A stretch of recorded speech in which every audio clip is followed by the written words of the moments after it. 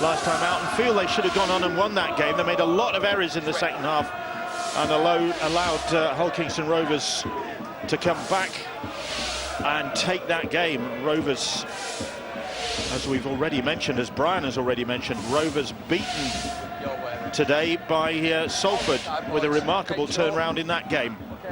What will we get here on a Saturday evening in West London as the Broncos get this one underway? Well, even missing some key men, this Castleford side still look dangerous. The forwards always cause their opponents problems. They've got a back line, they've got an awful lot of speed. You can see the likes of Nathan Massey, Liam Watts, Grant Millington will take the charge forward. Will really look to get stuck into London early on, but they're up against a team that's led by Danny Ward, the coach. Tight bunch, great team spirit. Not many pundits give them a lot of chance last year in the £1 million game in Toronto, but they come away with the victory, and now they've earned the right to play in Super League. That was an incredible day in Toronto when they won 4-2 on the back of an amazing defensive effort. And they're going to have to be able to produce that week in, week out in Super League. The kick from Rankin, and it's picked up by Matty Fleming, playing at full-back for London in this game. His first appearance in that position for them. Alex Foster out with dislocated fingers again. He suffered that injury in the £1 million game against Toronto early on, if I remember, and went on to get the man of the match despite that injury. Well, he suffered a recurrence of that. Impressive player, the fullback Alex Walker. When he returns the ball, he's so elusive, such a small frame. But the London side, as Terry's already said, they play a lot on the fact that they're a together bunch. They've got a lot of team spirit. When I spoke to Danny Ward before the match, he said, I just need my side to play well, not like they did in that first game against Wakefield. Really test and challenge the Yorkshire side, Castleford. Matty Fozzard puts the kick in, and it's Peter Matautia, the Castleford Tigers full-back, will run that ball back. And a big part of the game today for the Broncos is do the basics well and make sure that the end of set's on their terms. It's like Fozzard did, then recognise some space, kick it long, get into the corner, then get into the arm wrestle here defensively. Fozzard with the tackle on McShane. Here is Liam Watts now. He's made an impressive start to this new season as Watts, so was Grant Millington, ever reliable Millington. And to keep that ball alive. And go out to the far side of the field to Shenton, who's just brought down. Tackled by Ryan Morgan, the Saints player on loan for the season. That's the 5th tackle. The ball back with young Jake Truman, hoists the kick. But Fleming claims that kick. Did well to take that, Matty Fleming, and you need to put a bit more pressure on the likes of Truman and Rankin on the last play when they're going to kick that ball, because they are a good defensive side. They're going about the business well this year, Castleford. Is Rhys Williams off his wing to make a run, this is an incredible stat. His 132nd consecutive appearance. 1-3-2. It's unbelievable. He's not a man that shies away from hard work. He runs the ball strong. We get our research notes off our guru Ian Proctor before the match, and I had to double check. I had to ask and ask again, because phenomenal run and succession of appearances. Well done, that man. Matautia collects that bouncing ball, and it sits up nicely. Eden trying to get the pass away. He's got to have Mark Castleford's willingness though, and ambition, the vision there to immediately counter-attack. Not enough teams get enough players back here. You know, the team who've kicked the ball usually chase high downfield, but Castleford had enough players to run and get themselves back into position to offer themselves for Peter Matautia. Passing and striking there on that first play, but ball's knocked down. Castleford will get it again. That shows the attacking nature of Castleford, doesn't it? When you think that you've got them down there, their own try line, they'll link up from one side of the pitch to the other and look to get you on the edge. That's a warning for the Broncos, the mood maybe that the Castleford Tigers are in. That's another difference between Castleford and other teams. A prop forward out the scrum, collects it at first man and finds his centre, Grant Millington, with safe hands near his own try line. Jesse Senilafeo plays the ball just inside his own half. Watts, short pass for Millington. Millington has made the ball, it's offloaded, and it's Truman who collected, keeping that alive well.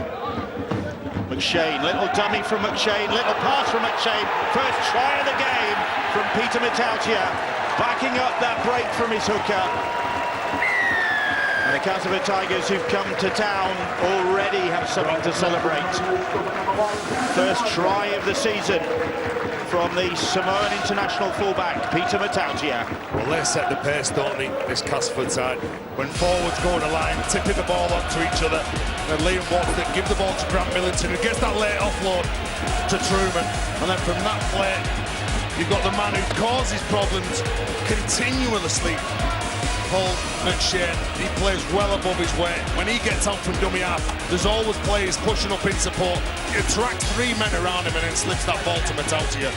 I made a remark about the front row, Grant Millington coming out of the scrum, positioning himself and passing the ball, and it's not just the fact that he's out the scrum and he's trying to release or put another player, a supporting player, through a gap. It's just the questions and the indecision in the defensive line from London. They have no idea who's going to get the ball and what they're going to do with it.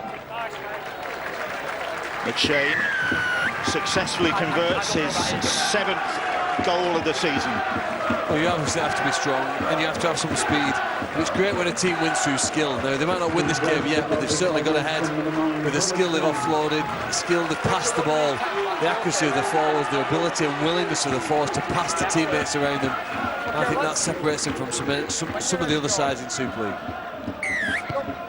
McShane has made an impressive start to the season, really carrying on where he left off in 2018, where he was the Tigers Player of the Year. And of course, with Luke Gale out for a lengthy period of time, Jamie Ellis out as well, a lot on Paul McShane's shoulders. Millington again offloading. This one goes behind, and London are going to pick it up. The referee says play on, and that was good pressure from Sadiq Adibayi. Well, for London to have any chance here today, they have to be the first onto a loose ball. They've demonstrated that. Starting poorly in the first game at home against Wakefield and decided to grow into it after 10 minutes. They can't afford to give Castleford too big a start. That's a massive tackle there for Watts. Was it legal? Was that legal from Liam Watts? The referee has, in fact, stopped the clock. The only illegality will be if it's a shoulder charge. And there's an attempt to wrap the arm around there. There's nothing wrong with that, just a heavy hit. That's fine. Liam Watts, he is the intimidator, isn't he? He sees his opposite coming out of the line, carrying the ball. He just flies in, comes across a couple of defenders to get that tackle in. Bounces out of the tackle because of the force. There's a head knock somewhere. Adibayi get some attention from the sideline now, but good work defensively from Liam Watts. They throw the ball around Castleford. They will make mistakes, but the willingness to back that up with good defence could be the key to victory today.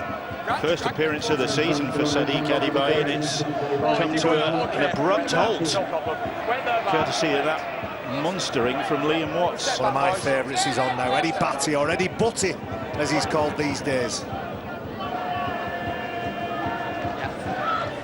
So London have possession, but they've got a player heading for the sidelines for a concussion assessment already.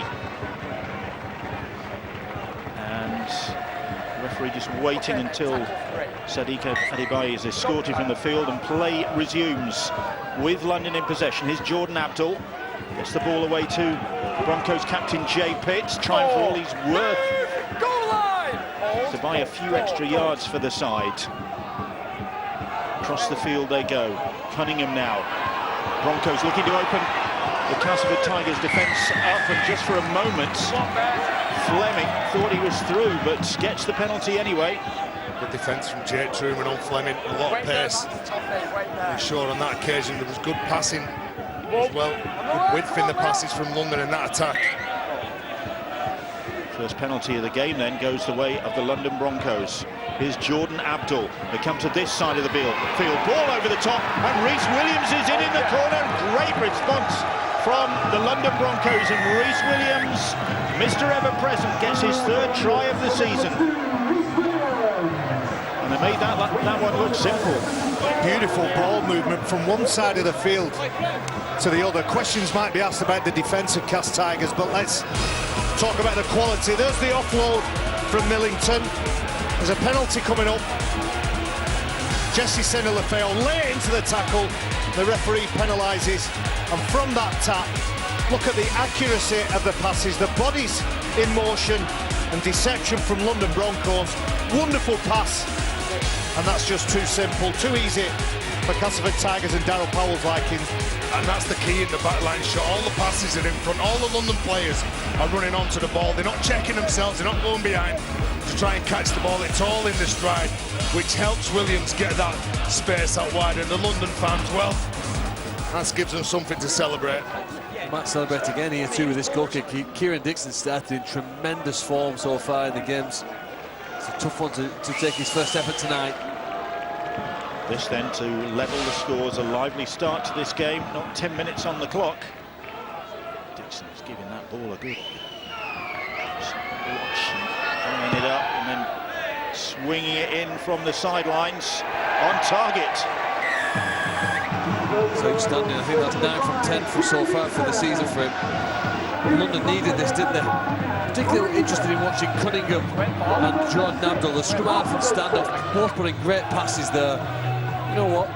For Jordan Abdul, he could end up a little bit like a Luke Gale. Luke Gale in his early days ended up having to come down to London and develop. Alex Foster, another player.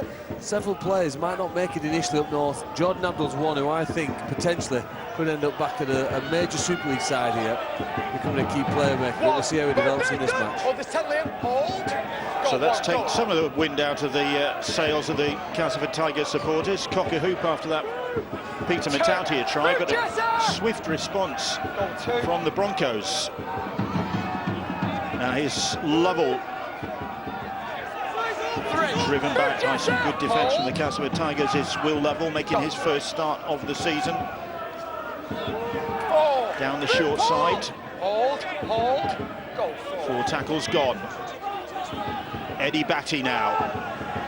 Already has 2 tries to his name this season, does the former Sheffield player. Just over the halfway line. Ball back with Jordan. Abdul thumps a kick downfield, but Matautia perfectly placed to collect that.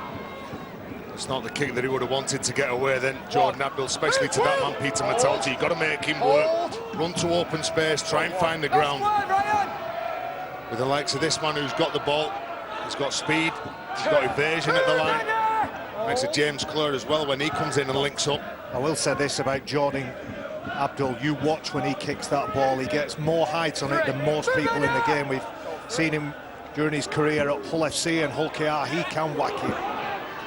James Clare trying to burst through the London defence, and Castleford rolling forward now with Rankin, gets the pass away to McShane. McShane drifts across the field. Here is Matautia now trying to put the step on the London defenders, but the black-shirted Broncos keep their concentration. McShane barking out instructions, and then Truman dinks a little kick into the corner, and it's well claimed by Kieran Dixon. And Dixon then tries to get away from Jesse Senna-Lefeo, can't do that, but salvaged that situation well with the wingman. Well, he's one of those confidence play, Kieran Dixon. He took that ball, he was under pressure. You'll see him benefit as the game goes on, but 70 metres carrying the ball then, Cass, getting forward, it seemed really easy for them. London need to try and restrict those yards that they're making when they're carrying the ball. Pitts bundled to the ground. Watts in there to make the tackle. Fozzard to Mark Ioane now. Stuck with the Broncos through thick and thin as Mark Ioane in his 4th season with the club. Kick downfield, and Greg Eden made that look easy. Well, and that's the difference in the last couple of sets when Cass had the ball, they made 70 metres carrying it. Good take here from Eden. When London had the ball, all they made was 23 metres. So it shows how important it is for London to get those long kicks away. Here is Millington again, closing on 200 appearances. Grant Millington, Watts, Nathan Massey. Again, the Castleford Tigers rolling forward with ominous ease. Ominous that is for the London Broncos. Little chip kick ahead. Matautia is scenting his second, and Fleming kept an eye on that ball as it bobbled over the dead ball line. Well, he's just had a word then, hasn't he, Matautia, mid-ranking, saying, yeah, the kick's on, just drop it in behind the defensive line. Interesting, the ball hadn't bounced when it went out then, but there was a push in the back, so perhaps the restart should have been a penalty to London Broncos. Here's Elliot Keir, the Welsh international, Wales captain in fact. He's an important player for London. Jay Pitts might not do a lot of things that catch the eye, but he's on the field for a long time. Plays a very important part in holding the glue, holding the team together, particularly on this left-hand side. Defended very well. Batty dropped the ball off to the Australian Luke Yates. Yates plays the ball, Batty, and Ioane runs into the challenge from Liam Watts, who's certainly putting himself around. Abdul dinks a kick over the top. It's nicely done, then it's knocked on by Shenton. Good variety in the kick, isn't it? We see a lot of teams put the same kick into the corner, and that's what defending teams are prepared for. There's variety in that kick, and neither Shenton nor Eden are quite sure whose ball it is, who's going for it. Ricochets off Greg Eden. I thought it had done, and I thought we'd see the London side with the ball again. Well, there was a knock on in the air when he tried to catch the ball. That's why we ended with a handover. So a London knock on ultimately. Here is Watts. He's got to be the target for Batty, the number 8 for London. Every time that Liam Watts gets the ball, he's got to make it his target to get at him and slow him down. Good tackle by Yates. Coach Danny Ward looking on, having succeeded Andrew Henderson, continuing the good work here. Here is Chris Clarkson making his Castleford Tigers debut. Clarkson, of course, the Tigers with all sorts of injury problems, making a good start to the season despite the absence of so many key players. But Chris Clarkson getting a chance. Truman gets the pass away. Jesse Seni-Lafeo puts a kick in. That's good work from the big man, and Eden will bring it back in field to Truman. That's the 5th tackle. McShane down the short side. Matautia, good defence. Ball back on the inside, and Truman will get a second try of the game for the Castleford Tigers. No hesitation from referee Mikolauskas. They kept that ball alive. And Jake Truman is there to finish off when it looked as though London had managed to stem the tide. Not so. What about the skills from Jesse Seni-Lafeo? When he gets his ball, look at him. He kicks it forward. He's looking for Greg Eden. He comes back in field. They're looking to play, looking to offload. That's a sign of a team that really enjoys themselves. Peter Matautia hits Lafeo and again gets the ball away, and it just opens up for Jake Truman. The Cas Tigers will throw this ball around, and London Broncos need to be more aware. The play isn't done, it isn't dead until the ball is being played. I think Will Lovell, when he looks back at that, will think, I need to be a little bit better. Turn round, face the ball, and rest in position. Surprising play from this Castleford side. Shane converts. They're back in the lead, 12 points to 6. Well, to be a really great play, you need several different things in your game, and Jake Truman's shown one of the important ones here. We know he can run, we know he can pass and kick the ball, but being able to beat a defender one-on-one in a tight situation is what he does there, because those sort of players in that part of the field turn chances into points. Jake Truman, the 19-year-old Super League Young Player of the Year, reigning. Plenty of game time last year. Missed only 4 of 32 games last year, and probably going to get as much again this year. Didn't he begin at fullback as well? They had a period, didn't they, where he was given the number 1 role for a while. Asked him to see if he could try and do it. Darryl Powell has a lot of faith in the teenager. Here is Clarkson. Left Hull Kingston Rovers and was at one point thinking of giving up the game, but Castleford Tigers have given him a chance. McShane. Now Massey. That's the 5th tackle. And Truman again lofts the ball into the corner. Dixon claims it, and Dixon will try and get away, and it needed Eden's speed as well to make the tackle. Great catch again from him. They're putting a lot of pressure on that side. Wonderful skill in the air to get up and out jump his opponents. And the other winger carries it forward. We've seen from John Welsh showing us last night just the involvement that Rhys Williams has had so far, helping the team to make some ground, but it's one-man carries. There's Will Lovell playing the ball. Now Cunningham. Cunningham to Abdul. This Hull half-back pairing, they've got both of them, and now Pitts. Pitts is trying to get away. McShane comes back to make the tackle. Both Abdul and Cunningham, of course, from Hull, and here is Abdul to put the kick across field. He's climbing, and Shenton and Eden just looking at each other there, and Ryan Morgan very nearly got in the middle of them. Just dropped in front of him.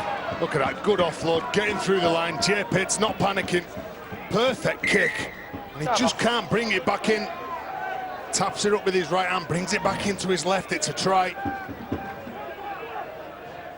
On the mark, Jake. So London, in attack, look threatening. Well, they get in that position, Bill, and they get to the last play. Jordan Abdul kicks the ball. Like Barry said before, he's one of the best. I remember Richard Horn talking about him when he was a youngster coming through the system at Hull. He said, he is one of the best kickers I have ever seen play the game, which is a big accolade, really, coming from someone like Richard Horn. The problem London are having is they can't stop Castleford Tigers' forward momentum. Yeah, that's right. They're playing it at a far quicker pace than their opponents, Cas Tigers. This 3G surface doesn't suit most teams, but I feel that Castleford, with the speed that they play the ball, will absolutely invite and welcome this kind of surface. Rankin drifting across the field. Minikin is pounced on the 20-metre line. Rankin, Millington. Runs into Abdul. Greg Richards is out there. Rankin, short side pass. Clare then brings it back across the field, finds McShane. Then Truman hoists it. And again, Kieran Dixon is equal to the task. Another beauty. Leaps high, jumps higher than all the chasing players. London Broncos were continuing to come away from their own half.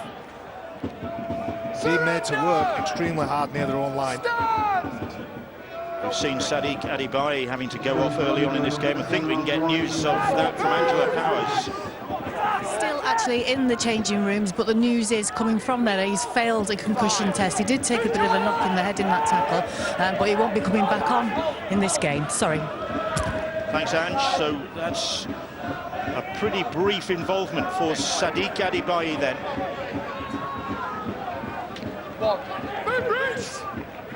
Let's see if they can restrict some metres in this set of 6. London, see, not aggressive going forward, really.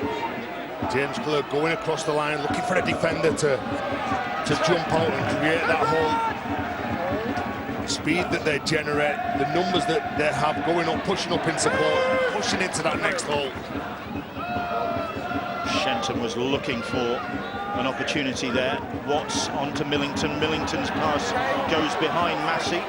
Is to turn and retrieve. Even though that pass goes to ground, the players in Cas shirts are flooding through. There's always a support. One of the really big things we've all picked up about the World Club Challenges, the commitment by the Sydney Roosters support carriers. They ran to support that ball because they wanted to collect the offload. Rankin's kick into the corner. Maybe London will be a bit happy with that set.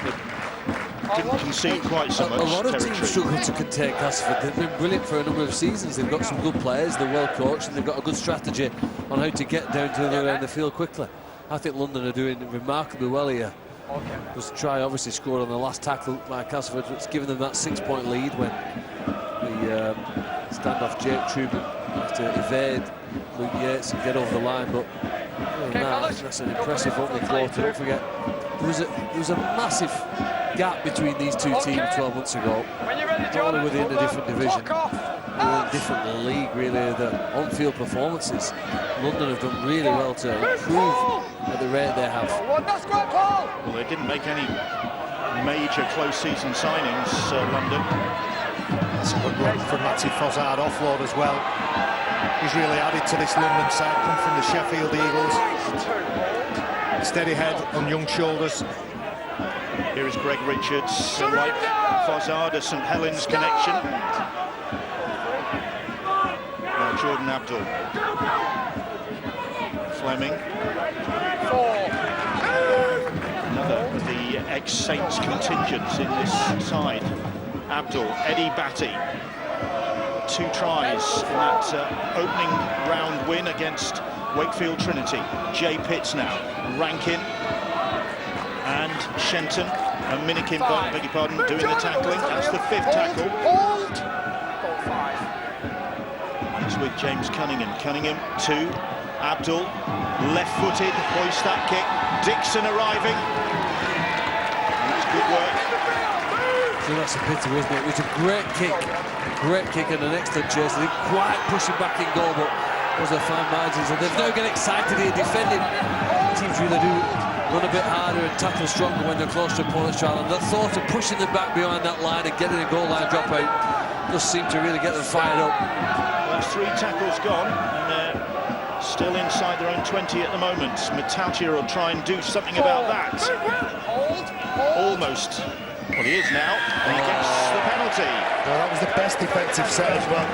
Castleford couldn't find a way through. They were staying tight, London. They were working hard after contact, and Lovell just keeps around and impedes Matautia and gives them valuable meters away to Cass, but restricts the pressure as well. So Rankin obligingly hammers that one down to the halfway line. And the Castleford Tigers will look to capitalise once again. Let off the hook there by that London Broncos infringement. Big charging run from Junior Moores. Thrown into the action by Darryl Powell. Truman now. A skip from him and sold the dummy. Shenton. Moores now. McShane just sort of leisurely put the brakes on then. Slows it down to his tempo, doesn't he? He's a good player, reads the defence so well. Batty was all over him. Nathan Massey now. McShane, short pass from McShane, and Moores has powered his way over. And there is only one way when he sees the try line beckoning. And the London Broncos unable to stop the rampaging Junior Moores. Gets his 2nd try of this Super League campaign. Well, good luck with that one, Junior Moores. Part of a contingent of forwards that look to offload the ball. Here's the penalty. Will Lovell, a little bit too much wrestle for the referee's liking. Not too much finesse about that. A powerful charge. London Broncos on the goal line defence fail in their objective. You can see the number 11, Will Lovell, when he's looking at who's got the ball, Paul McShane, he doesn't look at that man. And if you're defending your try line, you're moving laterally, you're not getting forward, it's virtually impossible to stop him. And then he tries to hit him around the hips to stop his momentum, but he just carries him over the line. So McShane, this presents fairly straightforward 2 points for him. And stumps that one through the posts and into that new stand being built away to our right. You can say this is his party piece. Comes on the field after 20 minutes. The opposition are not moving as quickly as they do in the first 20. And he manages to show that dynamic power he has. Crashes over from close range. I thought the Castleford were a little bit fortunate to be awarded the penalty when, to me, Peter Matautia seemed to almost invite the referee, put his arm around Lovell, but got them into the right position. And they extend the lead now by 12. Oh, knock on from Eden. Chance now. London, if they're going to really contest this game, need to stay tight on the scoreboard, and this offers them a great chance to strike back and narrow the gap straight away. We've got 2 of the most exciting number 5s in the game. Greg Eden for Castleford Tigers and Kieran Dixon all over on London Broncos. We will see a moment of magic from one or both of those players, but we're also likely to see a moment of madness. A basic mistake by Greg Eden. Ball just seemed to drift away from him at the last and out of his clutches. Now then, they had joy earlier on this left-hand side when Reece Williams went in. Williams directing the traffic in the opposite direction at the moment. Athletically claimed by Jay Pitts. London looking to strike back after that Junior Moore's try, which has put the Castleford Tigers 18-6 ahead. Good strong drive from Greg Richards. Richards is held up. Junior Moore's just getting underneath him. Tackle 3. Prevents him from grounding that ball. 3 tackles gone as Richards plays the ball. Batty, short pass. Pitts keeps it alive, and they are in for a quick strike back. Time off. And I think it's Matty Fleming who's got the try, or has he? The referee has said it's no try. Looked as though Fleming got that ball down, but the referee not convinced. And his video ref, James Child, will take a look at this. Well, Matty Fleming, does he ground this ball over the line? It's difficult to see. I don't think he gets that ball I think you're right. Doesn't get it on the foot. It's a wonderful offload. If you have a look at his elbow, where his elbow touches the ground. I don't think the ball touches the ground, though. Look, the elbow prevents the ball, in my opinion, from getting down. Then it's the knee of Clare that comes in and holds him up. But Eddie Batty going hard at the line, gets the offload away from Fleming, who looks to power his way through the line. But look, his right elbow prevents him from getting that ball down. It's James Clare with his left arm underneath the right arm. I think he's done just enough here. The forearm definitely touches the ground. I can't see any part of the ball. Can you, Stuart? No, the ball hasn't hit the ground at any point from there. Just like to see it carry on to the end of the play, because he might get it down after that. We just concentrate on the initial bit where he definitely doesn't get the ball down. Well, there you go, Stuart. That's it. Good positioning from the referee. Good work from James Clare. Well, he let one in earlier, didn't he, when he was completely out of position. Might have just saved one here to save his embarrassment. See the spin the wheel. So Matty Fleming denied his second try, and Scott Mikolauskas' instincts proved correct. So close they were. They can have another crack at the line here. If they don't get over, they need to get another repeat set. They have looked dangerous near Cassie's line. There's some sustained pressure here. Now in the middle of the field. Batty, very much in the thick of things. Eddie Batty, really lively character. Little grubber kick comes in, too strong for Dixon. Keir was trying to sit it up for him, but didn't work out. Too much weight on that. The man probably to kick that ball would have been Jordan Abdul. He was over on the other side of the rope. Keir doesn't get the weight on it that he needs. Be disappointed. You know what was impressive though? They've doubled up the centres, haven't they? There, Elliot Keir's the left centre, playing over on the right. You know, you see that happen a lot in football. You get teams changing the formation. I don't know why sometimes we're so restrictive in rugby that players stays. Well, I'm left centre, I stay on the left-hand side. Why not double up and then you've got 2 centres running at 1 centre? I think that's something that happens more and more in this sport. Good work from Liam Watts, making progress up towards the halfway line, albeit backwards. That's a mess at the play, the ball. Adam Milner, recently on off the bench. All his games in 2019 have been off the bench. He's been asked to lift the tempo of the game, and you can see quite clearly there. Hits the knee of Luke Yates while he's attempting to play the ball. Work from the loose forward from the Broncos up against the number 13 replacement forward in Castleford Tigers and Adam Milner. There is Luke Yates, one of the close season signings, came from the Newcastle Knights. But really, Danny Ward's giving an opportunity to a lot of his younger players. They lost Jared Samet, of course.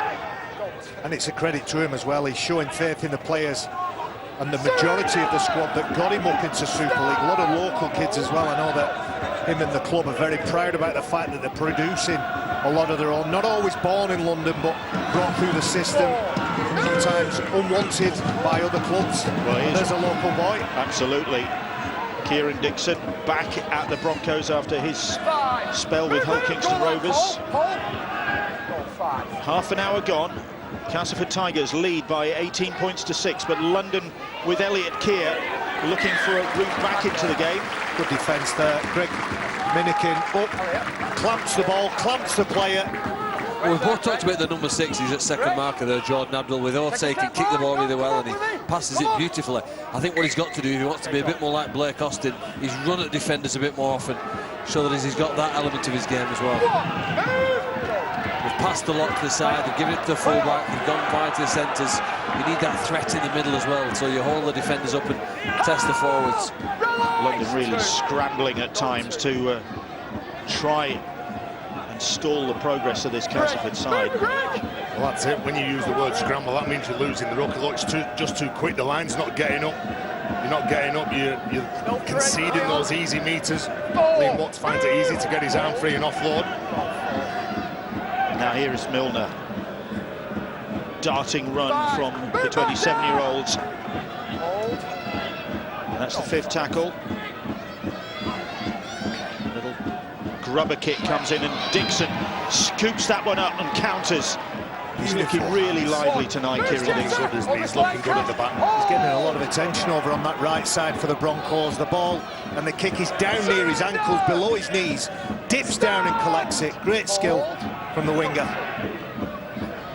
Here's his other flank colleague, Rhys Williams, scorer of that one London Broncos try so far this evening. Off goes Elliot Keir, up towards the halfway line. Just keep working up the field, Bill, getting those small gains.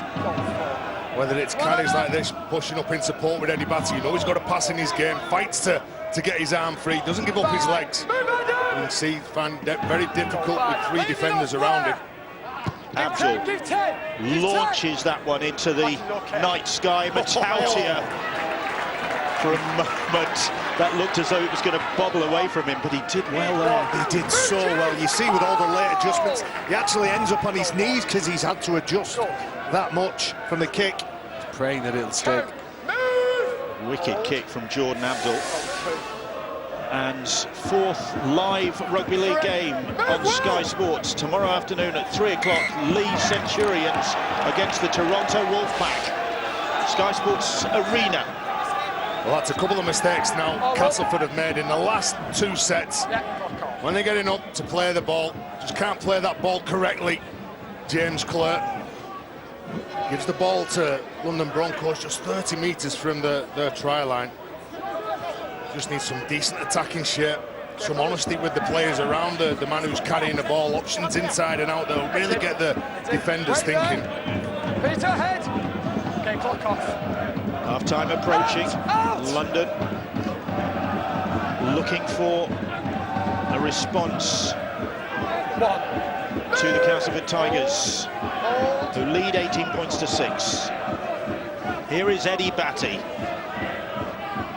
Gets through an awful lot of work, doesn't he, Eddie Batty? Well done, Paul. Really does lift them when he gets off the bench.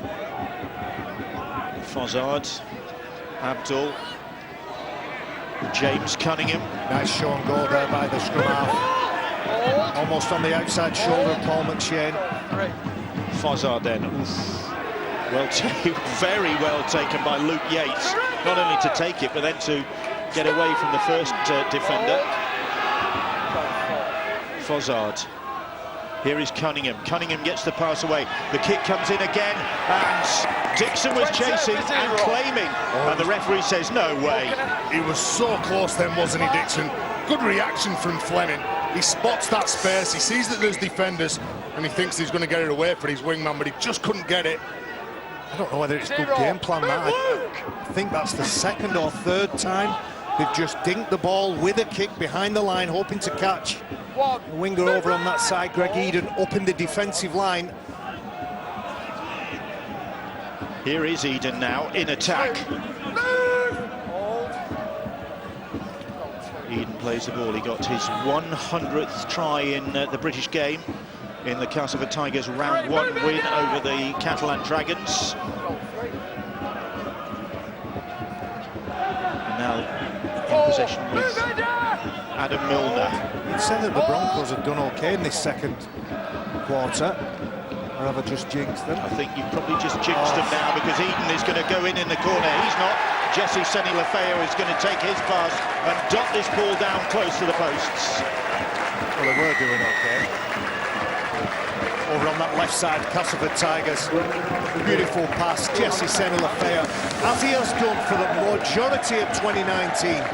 Away from the middle, away from the guts. We've seen him on occasion stood on the wing because he's trying to give his team a little bit more shape.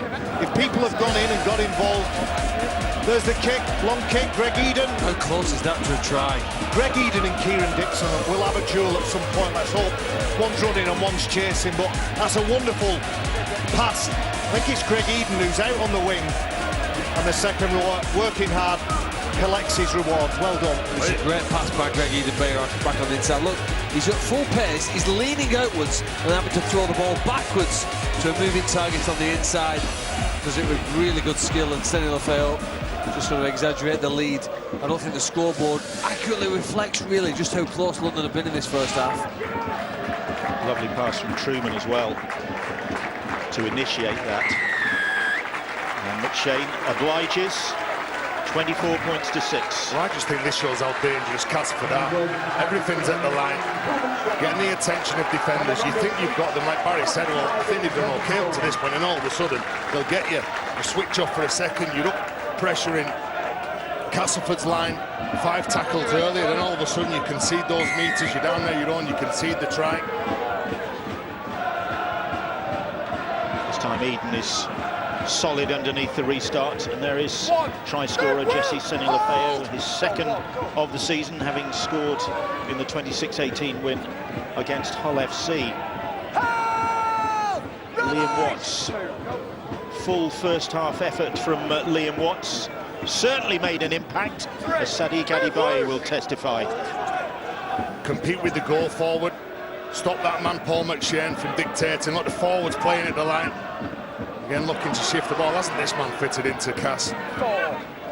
Jordan Rankin it is. Clarkson now. That's the 5th tackle. And Rankin, who moved to Castleford with Joe Wardle going the opposite way. Fleming trying to get underneath that kick. Can't do so. The referee says play on. And the Castleford Tigers might capitalise on that from the fullback.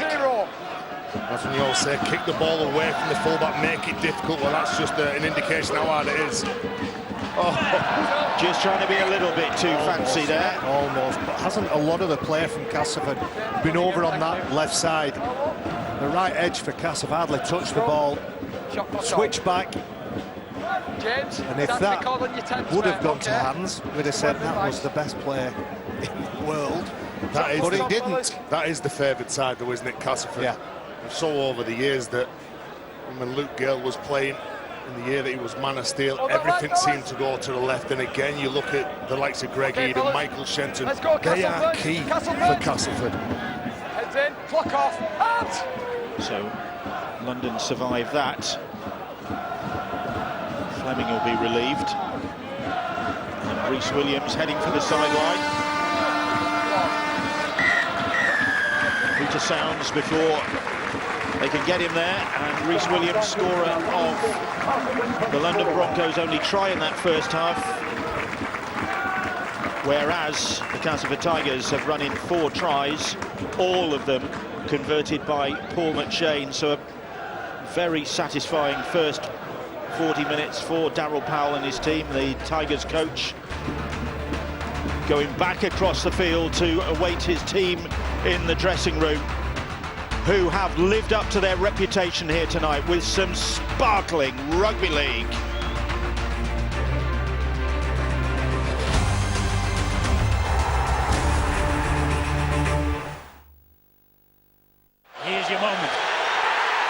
Takes it cleanly.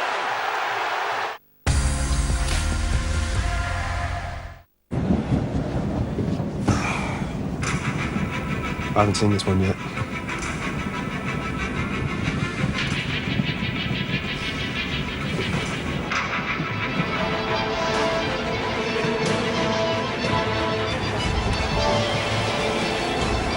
What is wrong with you people? Don't miss out. Take your pick of entertainment on us for 2 years, only with Vodafone Red Entertainment. Do you want to see Dad's new car? Yes. What do you think? What's wrong? I don't like it. But it's got an all-wheel drive system that can take us almost anywhere. But it hasn't got any rocket. It has got a 5-star NCAP safety rating. It's one of the safest on the road. It's got to count for something, don't you think? But it's not this. It's a really reliable car. Maybe one day you'll get to drive it. Well, I like it. The game can be tough on skin.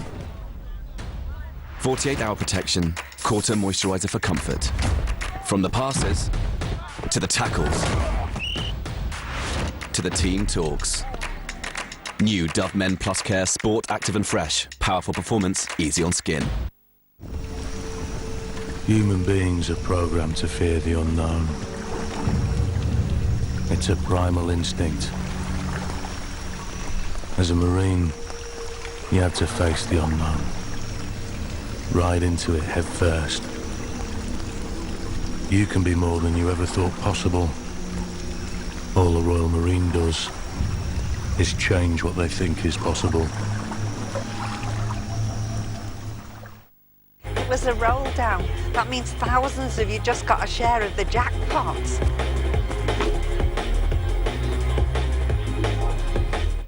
I will give you $10 million to take my husband out on your boat and drop him in the ocean for the sharks. Serenity, in cinemas and on Sky Cinema Friday. March on Sky Sports brings you world sporting stars at the top of their game. In a game of tight margins, what a big one this is. We are all in place and we are all set now. Oh my God. Oh, I don't know what this looked wrong. Come alive from the word go to that excited. Why shouldn't they be? This March on Sky Sports. Feel it all. The season's first piece of silverware is up for grabs as Chelsea face Man City in the Carabao Cup final. Tomorrow, live on Sky Sports Football.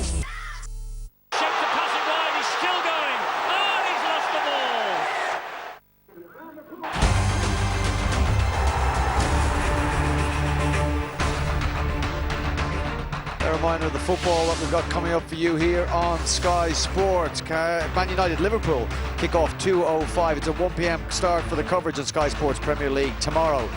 And then we have on Sky Sports Football the Carabao Cup final. Chelsea Man City, 3:30 p.m. start for that. Okay, half-time scorecard at Ealing Trailfinders. Castleford Tigers lead 24 points to 6 against London. First points on the board early for Castleford, and they didn't really look back after that. A couple of chances and a single try for the Broncos. We'll look at those in more detail shortly.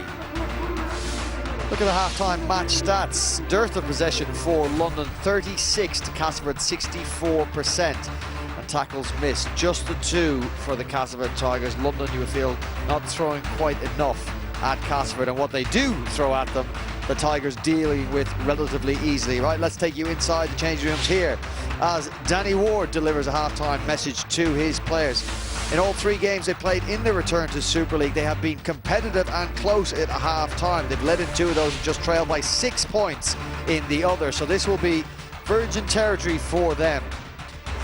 Darryl Powell, he will be quite content with the scoreline, if not the performance. At times his side pretty loose. And if they can tighten that up, there may be a heavy scoreline going against the Broncos here today.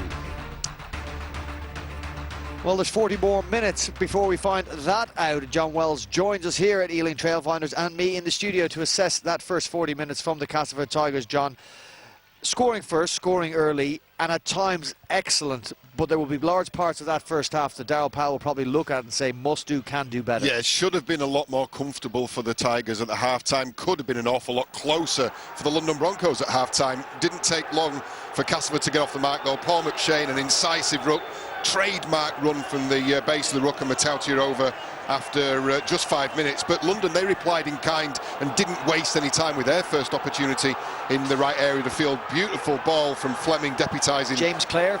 Too tight. Yeah, probably an error there as well in his decision making. Something he has been working on, but it's very difficult sometimes when you've got live rounds coming at you. Jesse Senilefeo heavily involved in the build-up to Jake Truman's try on 15 minutes.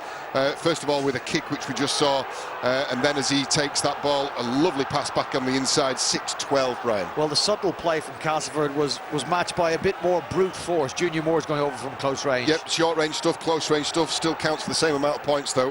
Right, London Broncos had chances. They will consider themselves very unlucky not to get 4 points here. Yeah. You'll credit James Clare probably making amends for his earlier misread in defence. He's held, or adjudged to have held up Matty Fleming there, and then how close for Kieran Dixon. Lovely ball, lovely weighted kick, great opportunity for them. And it's when, in that half-time analysis, that Danny Ward will be looking and probably ruin those chances missed, and why I think that it could have been a lot closer than it is, with Jesse Senilefeo completing the scoring for the first 40 minutes. And that's exactly what I mean by could have been a lot closer, could have been a lot more of a headache for Darryl Powell at half-time. It's a really difficult proposition now for the London Broncos, John, because they must chase this game and chase this game hard. A position they haven't really been in so far in their return to Super League. That may provide more opportunities for the Castleford Tigers. It may do, but I have been impressed, having watched the London Broncos live for the first time this season, just how well Jordan Ablell and James Cunningham are playing in the halves. They really, really commit and do it consistently well, defenders, and make them account for the players who are running outside them. They are dangerous in attack. All right, so what do you say if you're Danny Ward? Do you say work our way back into this game, or do we just have to roll the dice and go for it? There's too big a gap, I would suggest to you now, for them to try and complete sets and edge their way back into the game. It's something that Sam Tompkins referred to last night and was talking about St Helens at half-time when they were down on the score sheet, building back into the game. It's a lovely term of phrase, and it is just completing the first 4 or 5 sets, getting a little bit of confidence back, a bit of momentum at the ruck, and they've already shown they can trouble this Castleford defence, so I wouldn't be rolling the dice just yet. That might well become a necessity later on as the game goes on. Maybe for Darryl Powell as well, it's just be patient as well in the second half. He may feel the opportunities will come again for them to put a scoreline on. Will he be happy with he'll be happy with the scoreline. He will not be happy with the performance, and particularly a couple of individual performances in there. There are too many errors in possession, which are giving London the opportunity and a look at that Castleford line when they've shown them they can be at their most dangerous. So he'll be wanting to shut that down if he can. Yeah, loose elements in the Castleford Tigers play. They've got 40 minutes to fix that up, but they've got a very healthy half-time lead here at Ealing Trailfinders. It's round 3 of the Betfred Super League, and the Castleford Tigers have a 24-6 lead over the London Broncos. What have Danny Ward and the newly promoted Broncos got in reply? There's 40 minutes to find out. Bill and the boys on the other side of this break.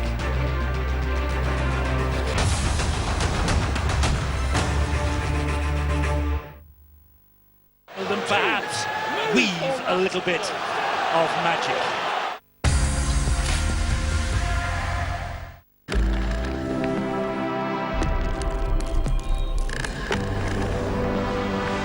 ...2019 Mazda CX-5. Available with 0% APR. Drive together.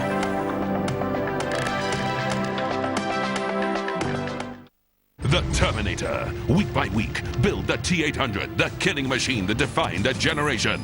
Build the Terminator. Issue 1, just $199. Switch to Sky Mobile and get the brand new Samsung Galaxy S10.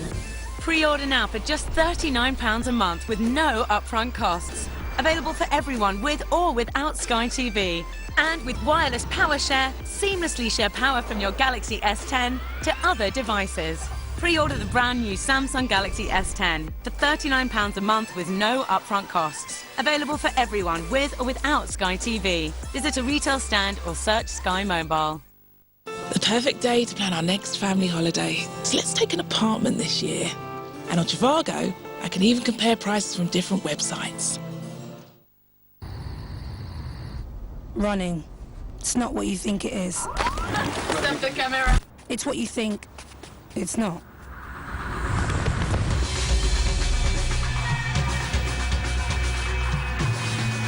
Running is being reimagined by runners who are ripping it apart and sticking it back together.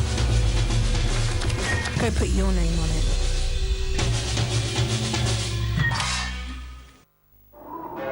The asterisk. The sign that says what you're being offered isn't actually what you're being offered. Money back, asterisk, as a free bet, isn't money back at all. Sky Bet is levelling the playing field one small step at a time. When we say money back, we mean it. From now on, we'll be giving money back as actual cash. Hasta la vista, asterisk. Sky Bet, levelling the playing field one less asterisk at a time. That's betting better. What's the next big thing? Your whiter smile. Introducing Colgate Expert Anti-Stain with advanced dual action. It removes deep set and dark surface stains for up to 3 shades whiter teeth. Reveal your whiter smile. With new Colgate Expert Anti-Stain. You've got it. 2:05. 2:05. 2:05. Manchester United versus Liverpool tomorrow. Kick-off at 2:05. And it's live! Coming soon on demand. When you play the Game of Thrones, you win. Or you die.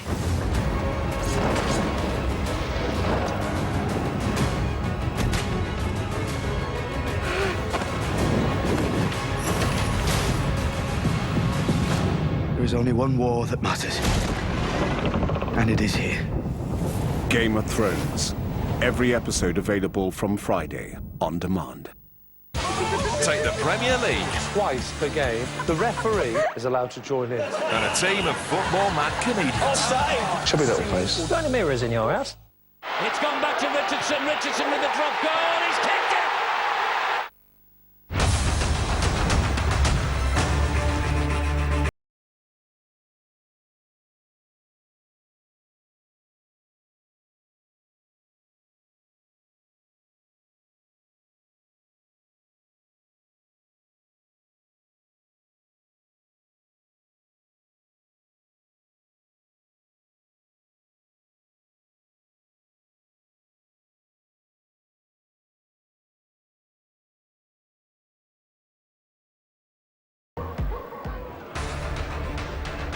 They'll be hunting another win, will the Toronto Wolfpack, when they take on the Leeds Centurions. You can see that tomorrow, 3 o'clock, Sky Sports Arena from the Betfred Championship.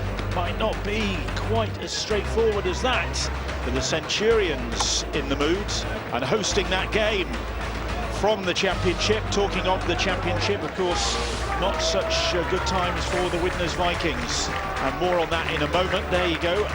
London Broncos 6, the Castleford Tigers 24, as we prepare to resume here at Ealing Trailfinders. Darryl Powell just taking the salute of the Castleford supporters as he walks across the field. There he is. His team just a bit slower to emerge from the dressing room. Just on the subject of the Championship, London Broncos, of course, promoted. Widnes Vikings going in the other way and going into trouble, of course. And we understand that the Widnes players are this evening, in fact, at the club and working with the fundraising side of things to raise funds for the club. And I think you know how that works, Terry, or what exactly they're doing. Working with Vicky and hopefully trying to raise funds to save it. Sad times down. Vicky? Vicky is, V-I-Q-U-I, that's what it is. Working, trying to save the club. It's sad for the players, the staff, the fans, the community. Everyone's who's been a part of that rugby club, the community of rugby, the amateur game there, and fingers crossed that the Vikings will get somebody to come in and save the club, hopefully next week, from the administrator. VIQI. VIQI.co.uk. And the players working the phones this evening, doing their bit to generate some support. Well, that sounds like Bradford, wasn't it, a number of years ago? They did some fundraising in desperate times. The club's still around, they've managed to rebuild themselves, and I hope the same can happen to Widnes. The Castleford Tigers appearing. think they were impressive in the first half. You look at the stats from half-time. They had 11 offloads in the first half. They only missed 2 tackles, and that's why you look at London when they get so close to Cass's line, always trying to get the ball behind the line, and that's probably a respect to Castleford's defence. Also thinking, well, it's really tough to break them down. We've been down here a few times, but we just can't get over the line. Only that once that they managed to cross. Well, they crossed, of course, and didn't get the ball down. They crossed in the corner, and Dixon couldn't ground it. Those were 2 opportunities. If they get a chance in the second half, London, they have to nail it. Second half underway then. London Broncos with a big task on their hands. They trail at the resumption. And they're up against Castleford Tigers side that are enjoying themselves on this very fast artificial surface as Greg Richards makes a good burst for the Broncos up the middle of the field. Well, just a bit of change of direction from Richards at the line. Eddie Batty again, he's pivotal to what goes on, and the talk in the changing room from Danny Ward, you've got to start well, we've got to be the first to score to give ourselves a chance of winning this game. Well, those 2 plays for the London Broncos, both teams have made only 2 changes in the first half. Greg Richards and Eddie Batty have come on for the Broncos, and of course we've seen Junior Moores and Adam Milner come on for the Castleford Tigers. So keeping the numbers, keeping the players on the field, that's the order of the day for both coaches. Jay Pitts plays the ball. Here is James Cunningham. Made his 100th London Broncos appearance last weekend. I think London, though, they waited for him to catch it. Why not contest the ball? Guys at this level, most of them will catch it, and then off they go off and attack him. Matautia got that pass away superbly in the tackle. And that's the difference, isn't it? 3 players there, you think you get him, you think you're taking him to ground, you're getting back your defence, and all of a sudden there's that late offload that really gets you and hurts you. And within 2 players, well done, Eddie Batty. There's 2 men in the tackle. I think you're right, Philly. He goes for that ball, he knows what he's doing there. You go, yeah, 1 man. Yeah, I think he's hard done by there, but London Broncos, a bit more defending to do now. Yeah, there's only 1 in the tackle, and that's a misread by the referee. He had a London body in between him and I think Eddie Batty. I think it was Greg Richards. Well, that's a fortuitous penalty awarded to the Castleford Tigers, and they get another one. So 2 penalties, they get to the end of the set, they come up with a decent set from the kick-off, they march Castleford down the other end of the field, get a late offload, then they get 2 penalties, and now all of a sudden they're defending right in front of the sticks. So this is a golden opportunity then for the Tigers to post some points early on in the second half. Here is Junior Moores, first half try scorer, and Truman almost getting there, just trying to stretch out, but one of the shorter players in the Castleford side. Lovely work from Milner, gets the pass away, and Watts it is! He started the game with a bang, he started the second half with a bang, gets his first try of the season, does Liam Watts. And he is all smiles, but he can thank Adam Milner for paving the way for that try. Well, it's good attacking awareness, isn't it? From this Castleford side, unlucky to give that penalty away, Eddie Batty. And then all of a sudden, another penalty that they give. Under pressure, Adam Milner, have a little look at this, gets through the line, spots the space, spots his big prop forward, Liam Watts, and it just seems to be easy. All of a sudden, they're playing on the front foot. As soon as you make the wrong decision, Greg Richards goes past Milner, expecting him to pass, and that allows him to get through the gap. It's a good drive from Castleford. The penalty comes from offside. And the London Broncos struggling to get 2 markers in place, struggling to get back on side. They really need to sort out the ruck control. But they can go back to the original penalty and say they were very hard. Absolutely, but there isn't enough time to feel sorry for yourself in 80 minutes against a side like Castleford Tigers, that when they play, and they play quick, and there's a player like Liam Watts there, we saw 3 fabulous tries from the front rows. The front rows union are having a good time this weekend. Alex Walmsley with 2, Luke Thompson with 1, and now Liam Watts with another. So, first points of the second half go to the Castleford Tigers. Let's get the half-time news from Angela Powers. Yeah, thanks, Bill. Danny Ward has made some comments about the ruck, Barry, but you were just mentioning that he wants his team to tighten up around the ruck defensively, not happy with how they're performing there. They need to throw some shapes at them, he said, but really wants them to enjoy themselves and throw the ball around a bit. He doesn't think there's too much they need to change at this stage, just enjoy themselves a little bit more and do what they do best. Castleford know they're being challenged, and Daryl Powell says he wants to see more control in their kicking game. When they've been scoring points, they've been making mistakes straight afterwards, and he wants to see them clean those up as well. There is Daryl Powell. Shane quickly down the sidelines, but the ball's intercepted by Rhys Williams. Now then, has Williams got the pace to beat 5 Castleford Tigers defenders? They got back quickly then, did the Tigers. Well, he gets the ball, Rhys Williams, but again, he's under pressure, isn't he? All of a sudden, going from attack, they transition into defence, and 5 players get back just over halfway to stop that break.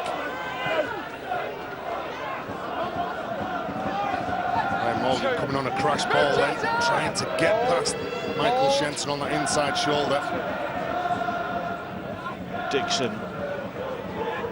running across the field. Liam Watts in among the tacklers there, has just scored his first ever try for the Castleford Tigers. Cunningham drops the ball off to Lovell, and Lovell then goes back across the field where the ball originally started, and McShane has pocketed that ball. I could see that a mile off. As soon as he had, it was almost like he had the ball in the wrong hand. He was trying to push off with the arm furthest away, and Paul McShane is far too clever. Like the artful dodger, he just picked the pockets of the big second row forward. Can you see? He's holding it in his right arm. He's trying to push Paul McShane off with his left. It's far too smart to be given that chance. But I have to make a little addition. Another front row who scored last night was Mikolaj Aletsky. I know the young front row wouldn't let me live it down if I didn't give him a mention. Hold. Go forward. Well done. So the Tigers dominating things so far in the second half, and here is Jesse Senilafeo, but he's gone without the ball. Good work from Elwar Pelissier then, wasn't he? He was confronted by the big man, and he wrapped his arm around the ball, pulled it free, and then he's aware he's got to get back on the ball as well. Just think that this London side, they need some speed. They need to chance around. Good work from the Frenchman, like I said. All the experience he's got, 154 appearances for Catalan in Super League. As Ioane, this time he gets away from Watts. Many people have done that tonight. There is Elwar Pelissier. Came to the London Broncos via Lesignan. Now they're looking to move it out to their left-hand side, but Keir has to step back in field because he's crowded out by Rankin and Clarkson.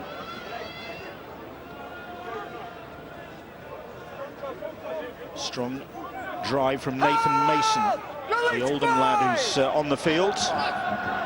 Pelissier, Cunningham just launches that one into the corner.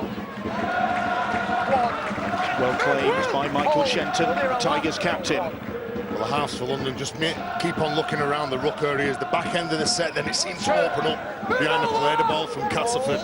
Castleford players all anticipating on their left-hand side it was going to be kicked to the corner.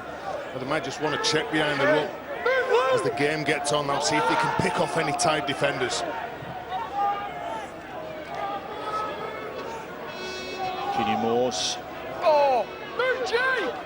Pitts sticking to his task to make the tackle. And Milner. Good run from him again. McShane on the last puts a dribbling kick in, and Dixon, who's shown great handiwork tonight, counters. It's a good return from Dixon, but what about the transition from Cass? 2 markers not set. The ball is played. McShane from 9 puts a kick in, and there's a solid defensive line in Tigers shirts in front of London. Just short of the halfway line. The London Broncos. There is Pelissier. Here is Nathan Mason. That's a good charge from Mason. Big lads, they need that to the London Broncos. They're not going to be the biggest of sides in Super League this season. Will Lovell, he's another one of the taller members of this London Broncos side. Here is Yates to Mike Ioane. It's a junior Kiwi, Ioane. Just a while ago, he's just turned 29. Abdul's pass. Keir ducks under the challenge from Minikin, and I think they'll get the penalty. And I beg your pardon, it's the turnover. I think that's the second time. Wait there, Peter. And it got to the back end of the set. Take control of that. Ended. They haven't handed it over the way they would have liked. We talked about London and Nathan Mason and players within that squad. I know Danny Ward particularly proud of players like Rob Butler, who plays for Coventry tomorrow, the 20-year-old forward, come through the system, former Medway Dragons player. A lot of young players in this London Broncos club, probably not quite ready at the minute, but they're certainly building for the future. Castleford Tigers on course then for a third win of the season, and they're looking to achieve their best start to a season under Darryl Powell. The best so far, 5 in 2014. Got some work to do yet. Oh, lovely ball over the top from Rankin, but he's just drifting behind Greg Minikin, and then Minikin will try and get them going forward again. I think they want to score an absolutely spectacular something. Try the season perhaps in this last half an hour. They're in the mood here. They want to demonstrate all the skills they've been working on for a while. High kick that they've not taken in, and the Tigers are going to get possession, you imagine, from the scrum. Some of the offload, some of the support players been good from Castleford. Maintain the intensity. They've got plenty more points to show here. Fleming can't catch that. He's been tested, hasn't he, the standing fullback. Alex Walker played the game so far for the London Broncos. Out with those dislocated fingers as we see an injury potentially for Adam Milner. He gets up with a little tough nut. Adam Milner will want to stay on the field. Oh, he's not looking good. Struggling, isn't he? Still got Matt Cook, the former London Broncos player. Matt Cook would love to get on here, and Matt Crowther suggesting that Adam Milner is going to need replacing. Matt Cook is actually on the field. Yeah. Once a London Broncos captain. You see the physio make that sign with his hands, saying we need to get him off, we need to rotate him, make that change. So who else going to put on the ball? Matt Cook. I guess he's on. Oh, there's where his ankle goes underneath him. Goes through the line. Wasn't the right time to speak to you. The Milner hobbles off.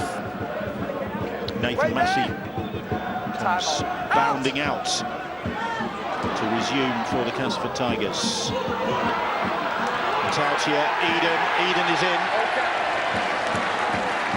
Greg Eden adds his name to the list of scorers for the Castleford Tigers. And despite the loss of Adam Milner, there's no let-up from Darryl Powell's team. Greg Eden, who got his 100th try in the British game against the Catalan Dragons in round 1, is up to 3 for the season now. Well, they earn the field position, they earn the right to play, and it's from this set piece, from the scrum, going at the line. Junior Moores does the damage, a couple of dummy runners, but then it comes down to speed as well. You've got to account for everybody in that attacking shape for the Cast. Every one of them can get you, they can burn you. The dummy runners certainly help that man to find that space out wide and get on the outside of Kieran Dixon. And the fans who've travelled down the south have certainly been entertained in this game. Tries galore for the Castleford Tigers supporters to applaud. The latest of them for Greg Eden. I think that takes him to another landmark, or closing in on another landmark. But that's the first miss of the night for McShane, 34-6. The skill here for this first pass, to run straight, stop, twist and turn your body, pass it accurately then to another player, was outstanding skill by Junior Moores. And those first few steps and that first pass was what facilitated the try for Greg Eaton out wide to run in. We know he's quick, a quick slackest in this competition, but he was helped with his time and space that his teammates on the inside gave him. Jesse Senilafeo. He's had a solid game as well, and he's been busy over on that side. Well, Nathan Massey on as well. And it doesn't get any easier for London Broncos. Size, pace, power, skills. Nathan Massey does what he does well. He focuses on that play of the ball. He focuses on getting the player behind him as quicker play the ball as possible, so there can be some space out wide. And we saw Chris Clarkson there. He's had a lot of work to do defensively over on that right side. Got through a mountain of work. There's Minikin now.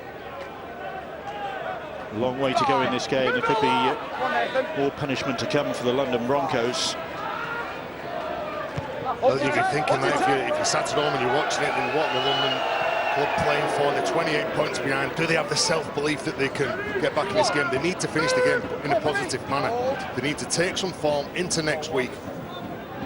But Wigan coming to town. Meanwhile, Adam Milner we saw hobbling off. Angela has some news. Yeah, he's sitting on the touchline on the bench at the moment, nursing that ankle, but at the moment they're not too concerned about him. It looks as though it might be something that they can run off or walk off, but the chances of him coming back on, well, it depends on how the game goes. At the moment they might not need him, but not too worried, not too concerned about that ankle injury at the moment. There he is. Adam Milner, very relaxed, yes. Yeah, I've done my work for the night. I'll just sit here and on a Saturday night in London and just watch the boys play. He was pretending to stretch then. Caught out being too relaxed. Abdul, woo, he's put some height on that. And even Peter Matautia had to think twice about taking that. He didn't want no part of it, did it? Spiralling all over the place. Jordan Abdul has that in his locker. His short kicking game has been decent when he's had the opportunity. Forward, backwards, sideways. He thinks, I'll just let it bounce. There is Jordan Abdul, formerly with Hull and Hull Kingston Rovers. He had a great season with Rovers in 2017. But in pursuit of a regular first-team place, he's joined the Broncos. Sometimes moving away from his home city might be the best thing for his development. I've heard that said about other players before us now. Shenton gets them just over 10 metres from the line. It's the last play. You see the ball going to Truman. On the last then. Crossfield kick. And the ball's batted down, and it's Rhys Williams who picks it up and then counters and tries to put a step on Matautia, but Matt Cook comes across as well to stop his progress. That's a decent return, but Jake Truman has all the time in the world when it gets to last tackle. He can pick where he wants to end that ball or put that ball, and the London Broncos would do well to take some time away from him, put some pressure on him.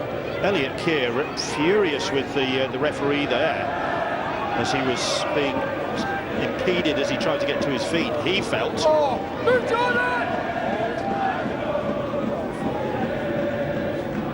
Nothing coming their way. Here is Cunningham. Cunningham took the ball, took the tackle. That's the fifth. And Abdul kicks into that murky corner. Well, Minikin is there. He drops the ball where he wants it, or even he should give up some metres and drop it a bit short. But I think the defence has got to be better. They've got to push up quicker. It's just easy for the wingman to catch that ball, no matter how high that ball goes. If there's no real defence in your face, it makes it easier. So the Tigers heading for 3 in a row. As I said, 5 in a row in 2014 is the best start to a season under Darryl Powell. They have got Hull Kingston Rovers at the Menderhose Jungle next week. Warrington away after that. Knock on from the Castleford Tigers. Well, John Wells talked about this at half-time, talked about the mistakes that Cass were making at the back end of the set, not getting into the kick, just trying to get up and play the ball. I think that's 3 now that they've made in this game. Unforced errors. You can see when Clarkson looks to get up, he just drops it cleanly. against good sides, and I'm not saying that London aren't a good side, but against the top sides in the competition, those sorts of players will get you. You've lost your advantage because you put it in. Okay? The time zone has got time. Last time they were in London to play the Broncos in Super League in March 2014 was at the Hive, and the Tigers won 54-6 that night, and there's every possibility it might not be a dissimilar scoreline this evening. Well, it's fascinating now, isn't it? London probably won't come back and win this game, but how strong can they be? How competitive? What level of intensity can they play out for the final quarter of the match? They've been good in the previous matches. They've gone, fitness hasn't been an issue for them. Mike Eccles, who's responsible for doing that down with the London Broncos, has done an outstanding job. But the skill level, the skill factor hasn't been there. Fleming puts the pass away to Ryan Morgan. The Australian centre is tackled close to the touchline. Cunningham going across the field. Here is Ioane. And the Castleford Tigers, who spent most of the second half on the attack, were up at the other end of the field defending. That ball was forward from Pelissier. He's caught in two minds, Elwar Pelissier. He's got a couple of crash ball runners that come. He gives it to Mason, who's in front of him when he catches that ball. There's a man out the back. I do think that they need some more depth. I like Matty Fleming, he's got an awful lot of speed. If he gives himself a bit more depth, he might have some chance. You know, Elwar Pelissier is probably the only man who's arrived in a game, maybe this weekend, this season, on his bike. He came here today on his bike. I don't know how far he lives from the ground, but I'm all for keeping things simple in your life, and he's managed to just turn up here. He's come in a casual, relaxed manner. I'm not saying he's played that way. He's got stuck in defence and he's gone onto the field, but... Electric fellow push. No, it was a genuine traditional bike. I'm pretty sure the man of the people, Anthony Gelling, back in England, I'm pretty sure he used to go to training, go to games on his bike as well. Luke! Oh, come on! Goal 3. Here is Nathan Massey. Junior Moores now. That's an electric bike anyway. Massey rides the challenge from Ioane. That's the fifth tackle. And Massey slow to get to his feet there, as McShane puts a fizzing kick into the corner. He's so relaxed, isn't he, Paul McShane? He knows when the team needs some energy, when they need to recharge the batteries, when he needs to slow the game down. The game management, the experience that he's got in his locker certainly does help everybody around him. Calms the nerves, puts more pressure on London, who have got to get back. They see their own try line, they see the post, they look at the other end of the field, there's 90 metres to go. Shot clock running. There's an injury to Nathan Massey. He's limping right into that scrum. Shot clock off. You put the ball in. Okay? Don't 2 seconds to go. The referee stops the clock. You know the rules. Okay. Wait there. Time on. Okay. Out. Anyway, head and feet to the London Broncos. Yeah, well, London put the ball in before the shot clock had run down. Then Castleford weren't formed, so the referee just called both clocks off, and we got it formed properly. Don't they have to form the scrum? That's the whole point of it, isn't it? Well, not until the shot clock's gone down, they don't. They have 35 seconds. But surely it should have been allowed to run its course. No, London put the ball in before time was due. So that's why the referee called it off. Well, head and feed it went to the London Broncos. Hold. He's done a heck of a lot of running, Matthew Fleming there, full-back. Side to side, end to end. Might be a case for almost no rotating, putting Dixon into that position. Look, he's got to swing like a pendulum over again now to the left-hand side. Got to be incredibly fit to play as a full-back. Mason plays the ball. Abdul hoists another one. Matautia looks for that one in the night sky and does well. It looks awkward, doesn't he, when he gets under the ball? You think he gets all his positioning wrong, but all of a sudden he comes up with it. Like this one as well, Greg Eden. You know, if you're a big forward and you look behind you, you've got Matautia, you've got Eden, you've got Clare, you've got Shenton. It really does give you a big lift to know that they're going to catch the ball on the full and they're going to return it with interest. Jesse Seni-Lefeo will certainly do that. Here is Rankin across the field. The referee calls held. 4 tackles gone. Moores gets the pass away. McShane takes it and is then quickly closed down. And then there's a knock-on from the Castleford Tigers. I suppose that will be the only blot on their copybook tonight. 4th error again. Not getting up, losing the ball at the scrum. You've got to make sure you clean those little plays up. Paul McShane knows that. Getting up to play the ball.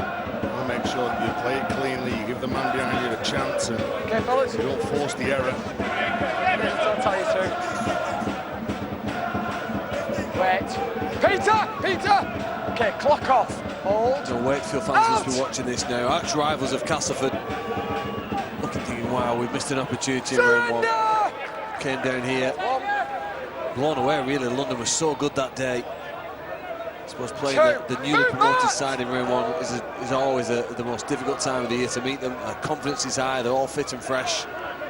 And apart from the 2 points, I'm not sure it was a benefit for London Broncos, because any team coming down here expecting easy points would have looked at that Wakefield result and thought, no, let's be on our game, on our money, and Cas Tigers have not been perfect for 64 minutes. We certainly didn't come down thinking it was an easy win.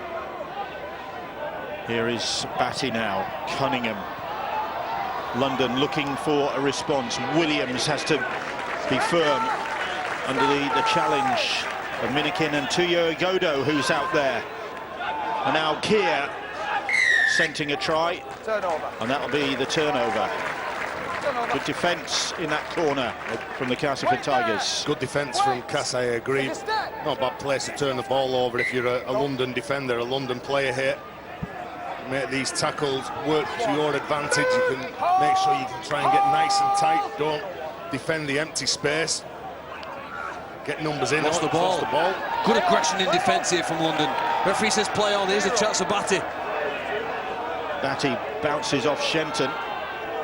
Again, just looking at that space when the ball went away from the ruck. Someone drops underneath Batty. There's an awful lot of area around the sticks. Then you get the penalty. Matautia just trying to slow things down there. And London need to do the opposite, need to pick the pace up. 15 minutes to go. Looking to salvage some pride here. The ball flicked out and went forward. And Williams hoping to claim a second, but Keir knows that one was wide of the target. Yeah, you can see what they're trying to do there. That's the winger making the tackles. Sorry, it's Greg Minikin making the tackle. But the winger was out on the flank, hugging the touchline with an open try line in front of him, but Elliot Keir didn't have the skill.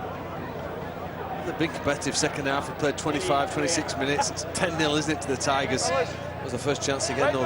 They've shown an ability to trouble one of the top teams here out wide, creating that extra space.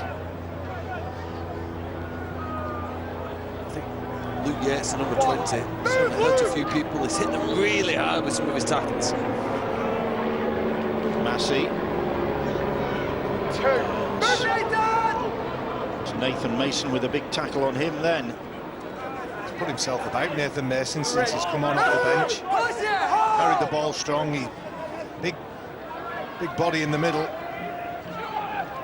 Millington is back out there.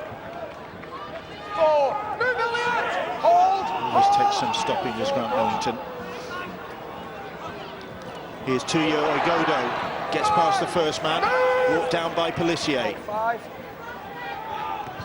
Truman dinks that kick towards Fleming, and the fullback this time claims the ball. Good take from Fleming.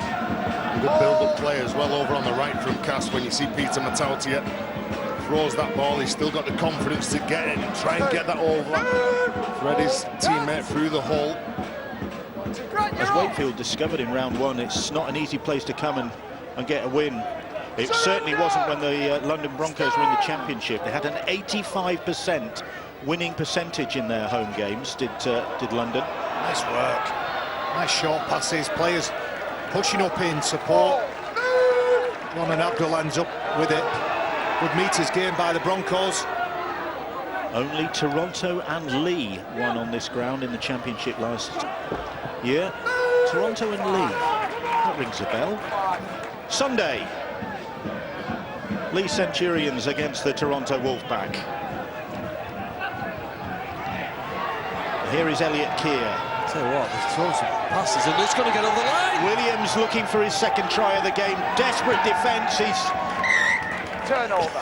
Lying on a pile of bodies. It looked as though he was going to sort of tuck himself in then, Rhys Williams. A fantastic resurgence here from the London Broncos in the last 10 minutes. They're making the ball move from one side to the other, showing great energy. As I said, fitness isn't a problem for them. Time's off. Running as well now as they did at the start of the game. It takes a lot to break through Castleford's defence. They're stretched. Look, Matouchi down again. Clarkson seems to be cramping up. Hasn't played out. There you go, Lee Toronto tomorrow, 3 o'clock, Sky Sports Arena from the Betfred Championship. That's what I said before, but so all this good defensive work from the London side, it's all about, forget the scoreboard, what can you take into the game next week? If we can tidy a few little things up, if we can get over the try line and ground the ball. Hold, well done, Eddie. Hold. Go through, well done. Toulouse, who won here last year. Toulouse and Lee. Hold. Here is Matt Cook now. That one was forwards. Trying to get over the advantage line as quick as he can, and just see one or two of the Castleford players stretching those hamstrings, maybe stretching the cramp out of the back of the legs. I saw Chris Clarkson, to our recollection, hasn't played a competitive game of rugby league since the back end of last season for Hull KR. Millington is unhappy with something, although he's up and ready. Just more than 11 minutes to go now. Have to keep the standards high, Castleford Tigers. And for the London Broncos, if they can jag a try or two, that could be something moving into next week. Good work from Eddie Batty. Batty, who comes from a farming background, and I'm told that they've farmed buffalo in the Peak District, where the family farm is. I don't think it's a native buffalo. Did he grow up tackling them then? Well, it's London on the attack, and that's knocked on. He certainly runs like one at times, doesn't he? Cunningham, I think he's doing really well. Him and Abdul as halfbacks. It's difficult playing scrum half and stand off for the team that's expected to be at the bottom of the table.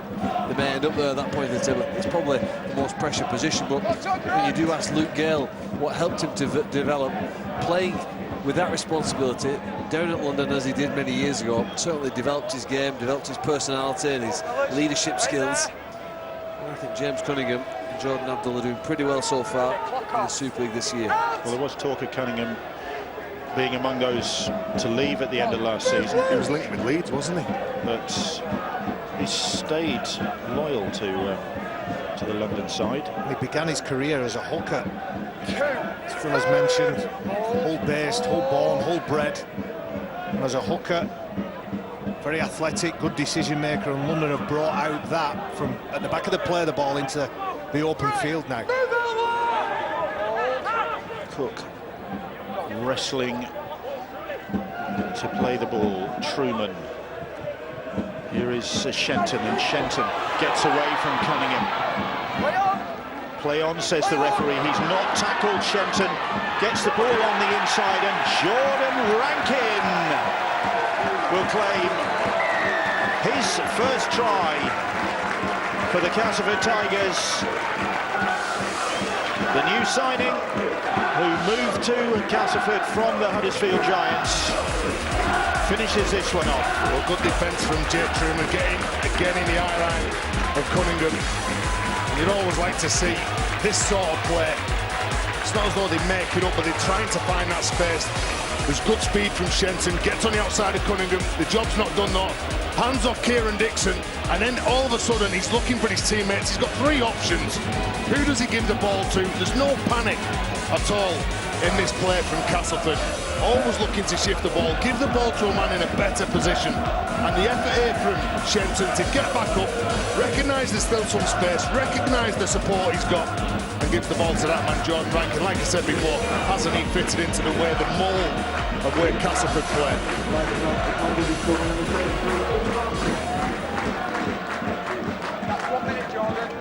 And it's Jordan Rankin who'll be trying to convert his own try, taking on the goal-kicking duties from Paul McShane. He's already kicked one this season as Rankin, and that's pretty straightforward, bang in front of those posts.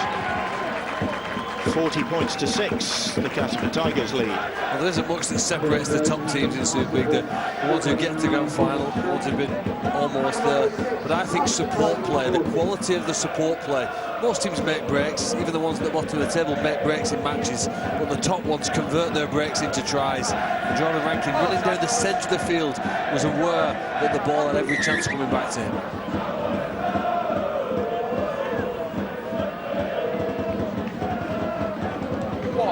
So the Castleford Tigers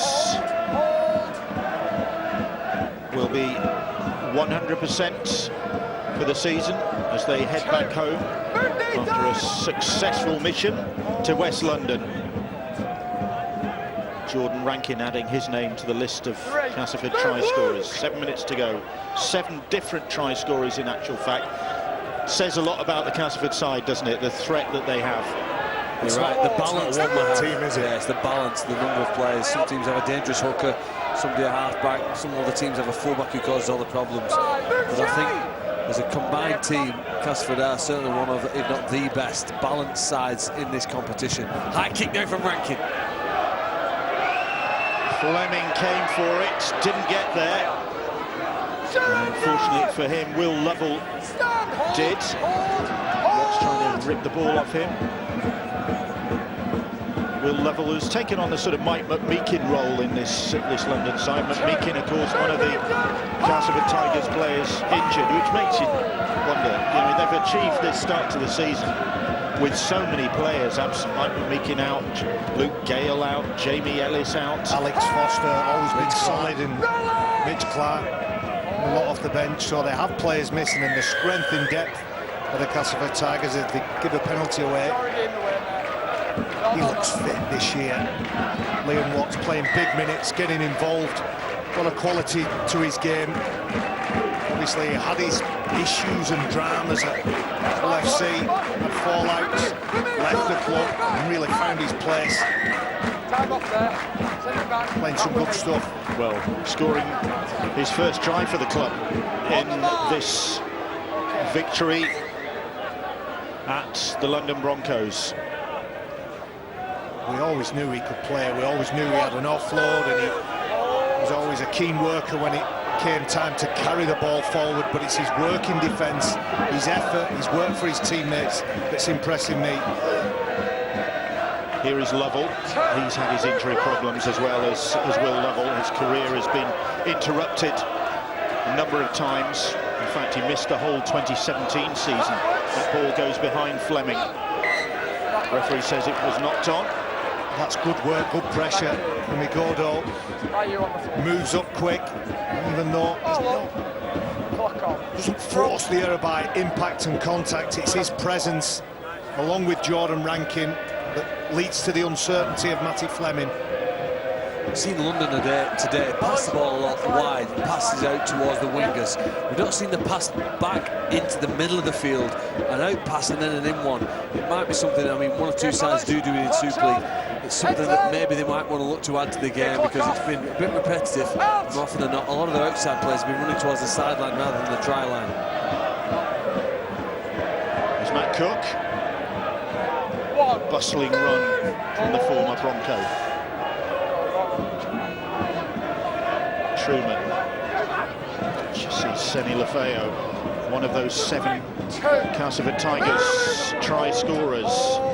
Still looks dangerous, doesn't he, even with 76 minutes on the clock, looking to get his arm free. Surrender! Just on the halfway line. Shenton is tackled. Eden, another of those try scorers. Watts, one of the try scorers.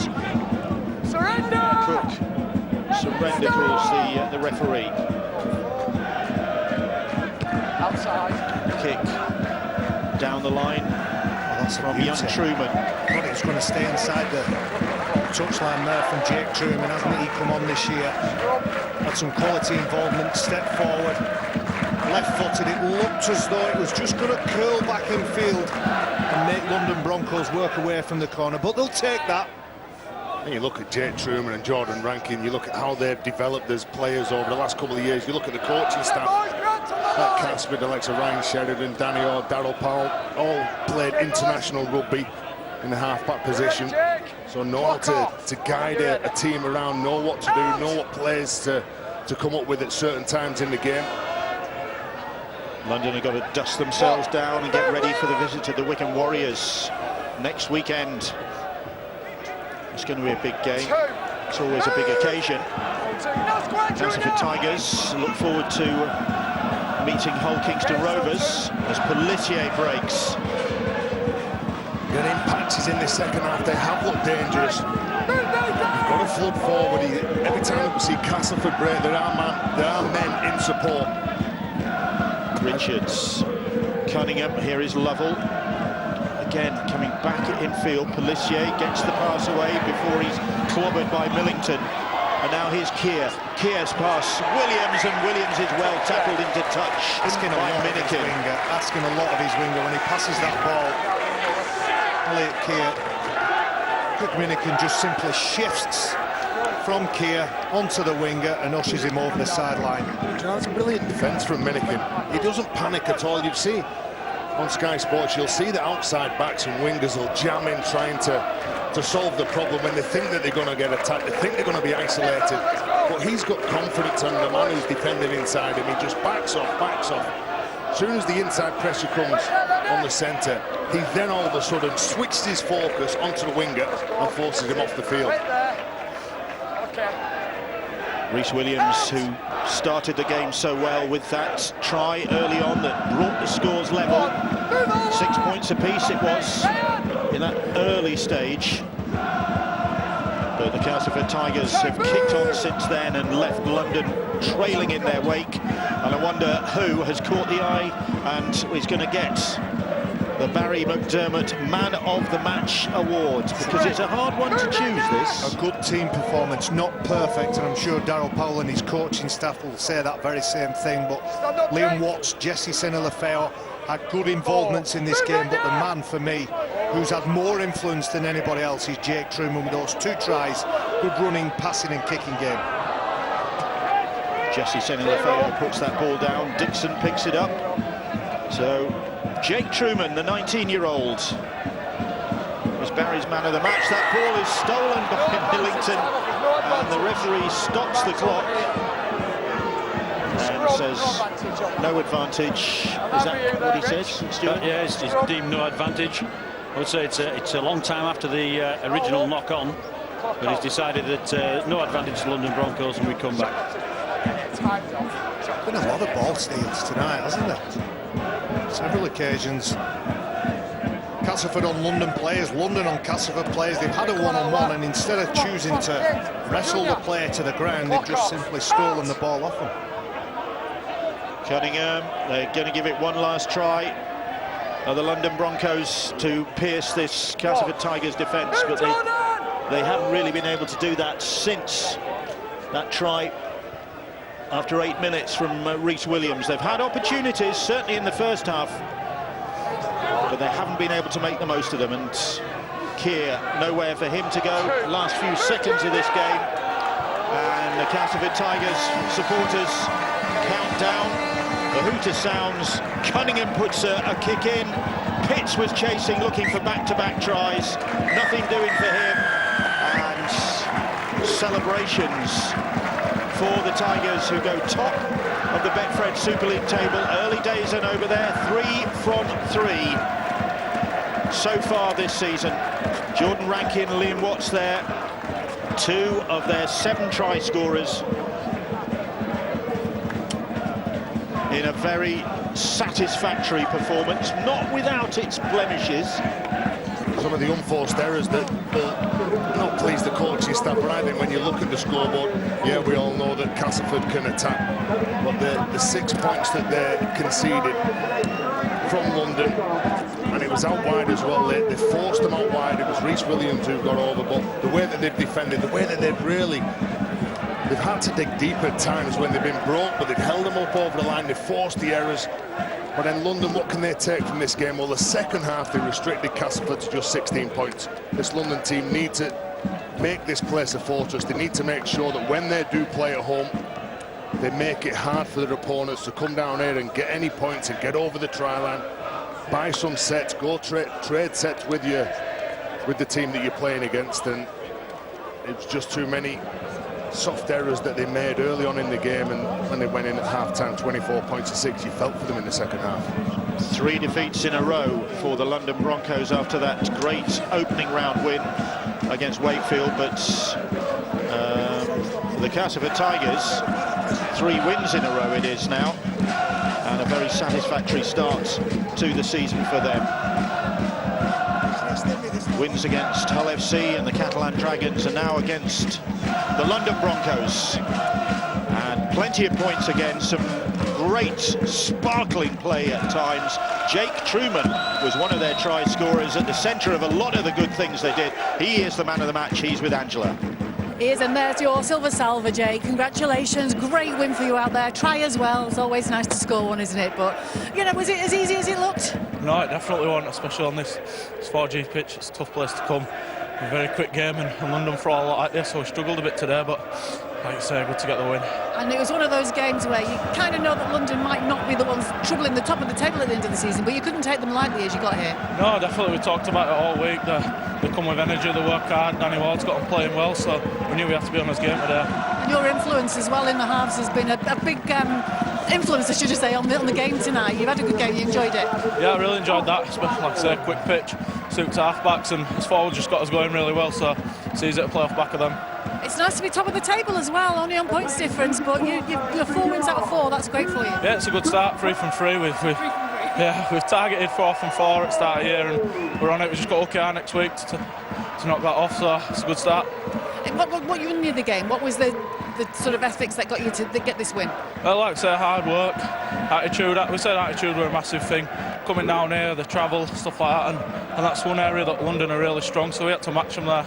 Well, we've got your cheque as well, £250 to the charity of your choice. Where's it going to go? Scoliosis Research, please. Brilliant, thanks very much. Congratulations, Jake. We've got the captain from the Broncos now. Jay, just tell us how you feel after that game. Disappointed, as you probably can expect. You can't give a team like Cass that much ball and then expect to get away with it, and that's why they've been up there for the last few seasons, because they're a team that take advantage of all them chances they had. So yeah, fair play to Cass. They were obviously a lot better on the day than us. You had your moments as well. You put them under quite a bit of pressure in that first half. Yeah, we did, and but then we give a few kicks that went dead and have a 7-tackle set, and then knocked D up off the back of it, and they were matching us nearly 100 metres. So yeah, like I say, we can't give a team like Cass that much respect, if anything, and they've made us pay for it. What do you learn from a game like this? A bit of ruthlessness, a bit of keeping the foot on the throat sort of thing. Once they got a chance and once they got a sniff, they took advantage of it. We were down there a couple of times and came up with errors or give them a few back-to-back sets, and we didn't capitalise on it. So yeah, we've got a lot to work on, but it's not all doom and gloom. We've still got a lot of games to go, but we've got a lot of stuff to fix up as well. Some big games to come over the next 3 weeks as well. You've got Wigan, Saints, and I've forgotten the last one, Leeds. That's right. Yeah, we've got some big games and that. So we'll review it, have a look at what we need to improve on and that, and then we'll get back to training and work really hard, because, like I said, the games just get harder. Brilliant. Thanks very much for your time, Jay. Appreciate that. We've got Danny Ward now. He's coming in to talk to us, the Broncos coach. Just give us your summation of that for us, please, Danny. Yeah, tough one to take. Very tough one to take. You know, the boys have had a few lessons learned there tonight. You know, first half, I don't think we could have done much more. We completed well. We challenged them. We threw some ball around, but still went in. You know, three tries down. So that was tough. And then they're just not being quite clinical enough with the ball. The second half gifted them too much. And yeah, they're a very good side. You know, and they rolled us quite easily at times, which you know, a bit of a worry and something for us to fix up. Lots to fix up for next week and the next couple of weeks after that. I was just saying to Jay, you've got some big games coming up, and it doesn't get any easier in Super League. You knew that was going to happen. Oh yeah, that's the beauty of it. Yeah, that's what we're loving. Yeah, we've got Wigan next week, which is going to be awesome down here, and we're really looking forward to it. Always lots to fix up in victory and defeat as well. So and the boys work hard. The effort was outstanding tonight, but we'll get back in. We'll get back in tomorrow, and we'll work hard to fix them things up. You had a great start to the season. A bit of adrenaline, maybe your first game of Super League. Is this where reality kind of kicks in now? I don't know. We take 1 week at a time. So you know, yeah, we had a good start, but then we'll straight on to that next job, and like I say, we'll soak for 24 hours, and then we'll come back in and work hard and hopefully fix some things up for Wigan. You have to say a word for Castleford as well. I mean, they are at the top of the table. They're playing well, 3 from 3. Yeah, they are. They've got some quality players. You know, the big pack, and they throw some ball around and score some good tries. Like I say, they're a good team to watch, and yeah, hopefully, you know, we'll learn some lessons from that tonight. Thanks for your time, Dan. Thank you. Cheers. And Darryl Powell, now the winning coach. Give us a couple of minutes of your time just to tell us what you felt about that victory. Yeah, well, it's a big win for us, obviously. You know, we thought it was going to be really tough here, and it was. Thought London really challenged us. Thought they were unlucky with that try on the left-hand side, which would have made the scoreline a little bit closer at half-time. Yeah, really pleased with elements of our game. Obviously, it's a biggish win for us, which puts us in a great position after 3 rounds. So, yeah, we picked up another injury, which is, you know, it's a little bit disappointing for us, but boys were great tonight. I think attitude-wise, if you come here and you're a little bit off, then you have a chance of getting beat as Wakefield saw. So really pleasing with our attitude, especially I think tonight. Adam Milner, is that who you're speaking about, the injury, the ankle? Yeah, I don't know how bad it was, but he was limping off pretty heavily there. So that's a real disappointing one for us. Ad's been playing really well. Hopefully it's not going to be too bad, but it don't like you play next week. So yeah, we're pretty short at the moment, but the boys, like I say, that we're showing a lot of resilience and toughness at the moment. That's it, the consistency of teams you can put out every week. It doesn't seem to be there for you yet, but you're at the top of the table, and that's got to be a big positive. Oh yeah, absolutely. I think the players that are taking the field are doing a great job. I think they're showing a real tough edge to us. I don't think we were at our best tonight. We weren't as fluent as we would have liked to have been. But defensively, we're doing a good job, and we're scrambling really well when London put us under pressure. So yeah, obviously going to be pleased. I think, you know, like I say, the attitude's been great with and without the ball, and that's a great win for us tonight. A tough place. I think they'll beat some teams here this year. You know, it's an awkward surface, obviously, and they're playing well. They're moving the ball a lot, and you know, you've got to be really smart on the edges. Congratulations on the win. Thanks, Darryl. Thank you. Cheers. I think we've got Eddie Batty to come and talk to us now. Eddie, you know, you're very proud to play for this London team, and on nights like this, it must be difficult to keep your head up. Yeah, it's a tough one to take. We've been in games like the last few weeks we've played, and so we started the Super League. We've been in games and we've made a real contest. But today we fell short. We weren't good enough in key areas. We let them play too quick. The ruck speed was far too quick for us. They had bodies flooding through the middle, and it was hard to handle. Really. We need to learn quick and fix it up for next week, because we need to start winning games, else we're going to be in a dogfight. That's it. You've got to learn from every game and every loss and every defeat. And what will specifically you take from this one? Well, we've got to learn from like Castle, a good team. They've got bodies. Like I say, the ruck speed's really quick. They've got bodies flooding through the middle. They've got good skill. Like we had chances to hurt them, but our execution and the skill wasn't good enough. We had balls going to ground. So if we execute, then we might. I mean, we looked dangerous in the first half when we scored them. We had one went to the video ref. But we looked dangerous, so we just need to make sure we're executing the skill, and that starts in training. We need to be better in training and pushing each other to be a lot better. How important is it for you, really, to keep that team spirit and the positivity going up through the difficult period you're going through? Yeah, I mean, it hasn't been too bad, because, like I say, we've been in games and we've had chances to win the games. Like last week, we could have come away with a win, really. We just need to fix up little areas, and we didn't think we were far off, so we need to have a look at this and see how far we are off and see how we can improve. Thank you very much. Cheers. Well, a very honest assessment by Eddie Batty of London Broncos' performance in that 40-6 defeat at the hands of the Castleford Tigers.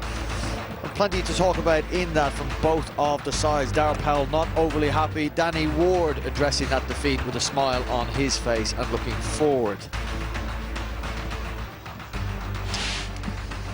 Right. Right, as Eddie Batty said in previous games, in their return to Super League, they have been competitive. His assessment, Phil Clark and John Wells, and I'm glad to hear an honest assessment because I'm sick to death of sometimes hearing opposition teams, after they get beaten by a heavy score, or having the winning team say how good it was, how tough they were.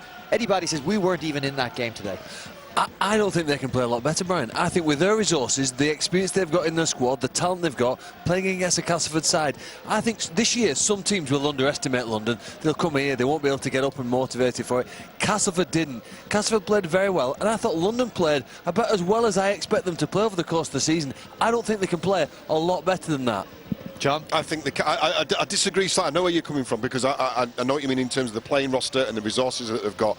I do think they missed several opportunities there in that game. They could play 10 or 15% better in terms of performance on that field. Just in terms of decision making, I spoke pretty highly. Castleford down the field there on back-to-back penalties. Yeah, I mean, and that's doesn't part take a whole of lot it. to fix that up. And that's part of it. Yeah, it's about how you control the speed of that ruck. Something that the Tigers did extremely well, and got themselves into stride, didn't they? Straight after the half-time. Right, 24-6, John, at half-time. First to score in the second half. It needed to be London. It wasn't. No, it wasn't. What scores on 44 minutes? We'll come back to this point afterwards. That was actually a really key moment in the game, I think, in determining the outcome of that game. What's his try? Then the Fleming knock-on, which set up position for Greg Eden's try, untouched off the scrum, 34 points to 6. Couple of chances for the London Broncos.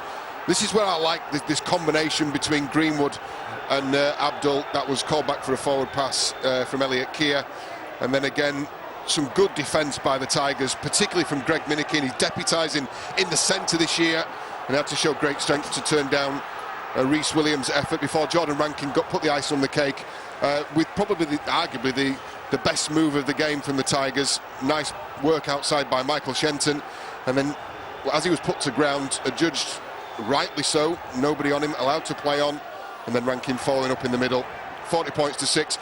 40 points scored, Brian, but I know that Darryl will be much happier the other side of that scoreboard. He'll be happy with the 6 that the London Broncos have scored. Yeah, completely. Just 65% Castleford Tigers. London just marginally worse than that. Castleford Tigers missed tackles.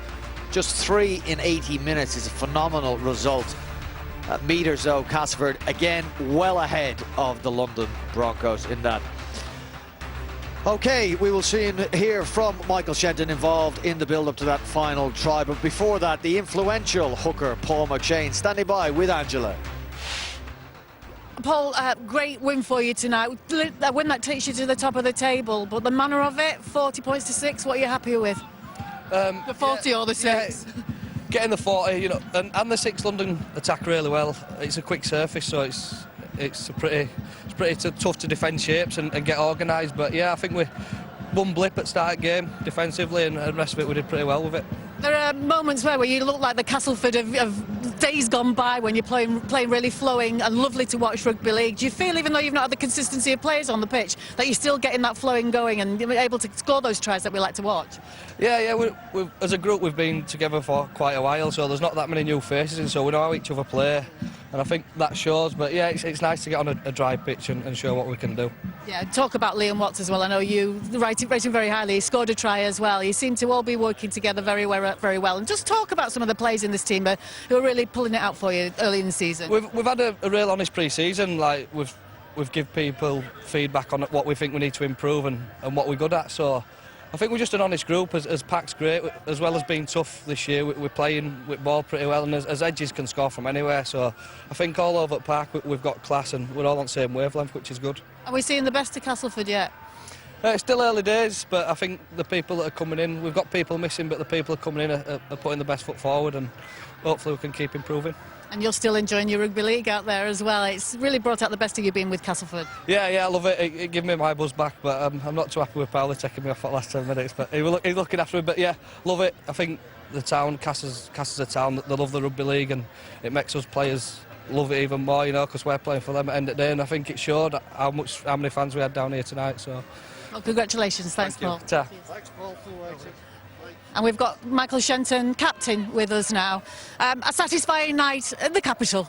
Yeah, it's always a tough day. I mean, we came down here this morning and just you've got to get the job done. But looking at London, they seem to be sticking in games, challenging people. And the video we've seen on them, they're a bit of an unknown to us, really. Some of the younger players have got, but what they have got is energy, enthusiasm, and some great plays, especially up on your try line. They really challenge you, and we found that difficult to start with, so we got to grips with the game. So a few too many errors, let them in that kind of area we didn't want them in.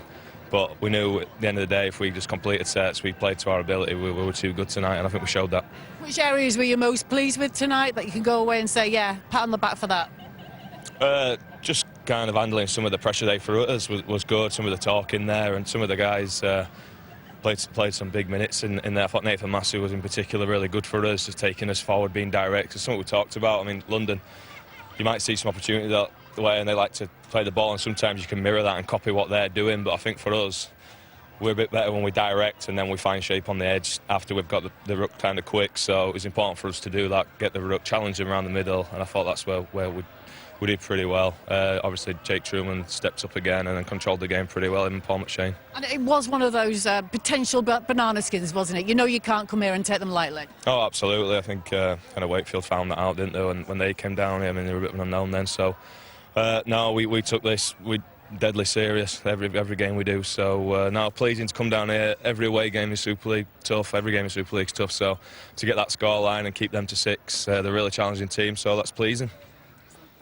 Yeah, no doubt they'll be delighted with conceding just one try. They will, though, the Castleford Tigers, John, have to patch up a few people. Hull Kingston Rovers at home next, then Warrington away, and then Salford at home with a trimmed squad with plenty of players out. Yeah, and Adam Miller looks like he's gone as well. Yeah, looking at him just now, he's not walking all too easily, and they've had a series of injuries now that are not going to be any time back in the next 4 or 5 weeks. So just make the point I was talking to you about during we were looking at the analysis for the second half. Some key moments in that game. The London Broncos unable to keep Castleford Tigers out at the end of the first half. They scored 4 minutes before half-time after holding up Matty Fleming, and then Watt straight after the break. That's an 18-point swing in a game that they were in and competitive up until that point. Okay, London. Angela referenced it in her interviews with Danny Ward and the players, what they've got coming up. Wigan at home, Saints away, Leeds away, and then Hull at home, Phil. I don't think they need to get obsessed with win and loss. They just need to think about performance, because I do think they're in a separate category, and they'll get too depressed and too upset with themselves if they just think, oh, we've lost again. They've got to focus on the things that do well. I think otherwise, every week, they'll get asked by pundits and questions and journalists after match, you've lost again, what will they do? And the confidence will drain away. At the moment, they play with good energy. In all of the games, they've been competitive, they've done okay. They can't let the focus of where they are to get to them. Okay, that's what they've got in front of them. Hull Kingston Rovers and Salford were in action early today at KCOM Craven Park, and it was a wonderful start for the home side, scoring early through Weller Haraki boys, and they looked good for large parts of this game. The final scoreline is a shock, really, well, considering how well they were doing. The kicking game for Hull KR was particularly important, but I think the quality of the passing and the role that the scrum half and stand-off for Salford have, that you saw Hastings and Louis combined. Josh Jones here crashes over from close range. There's more passing in rugby in the Salford tries than there is in the Hull KR ones. We'll see here now with another kick through there for the winger. Craig Hall bursting on. He's fantastic at converting those chances, brings it round, and at this point they did start to gain control of the match. Another play, George Lawler, one of the most industrious players for Hull KR, hard working in the middle of the field, and pushes through 3 defenders at that point. And then the comeback, John. Yeah, very much so. And you would say that after Hull KR did have time for another score before, like, just to 22-8. This is 22-8 at half-time, isn't it? A very impressive lead that they should have shut out at home. Yeah, exceptional from the two halves from Salford. Fantastic. Brilliant rugby there, wasn't it, for Daryl Offers? You know what we did see last night at St Helens, kick through here, but Joel Tompkins can't ground it. Oh, the Rovers fans thought that was the joy here, but no, disallowed. He lost the ball over the line, and Salford then again capitalised. Good passing plays here, passed out wide, and then Kensio dives in just inside that left corner. Last night we saw St Helens win the second half 17-0. Joey Lussick goes over under the post. They converted that and won the match. Salford won the second half in this game 16 points to 0. Yeah, fantastic result for Salford. Let's run you through the round 3 fixtures from the Betfred Super League. We saw Wakefield 22-12 winners over the Catalan Dragons on Thursday. Danny Bruff in his 500th career game with a kicking masterclass. Some head scratching for Steve McNamara and the Catalan Dragons.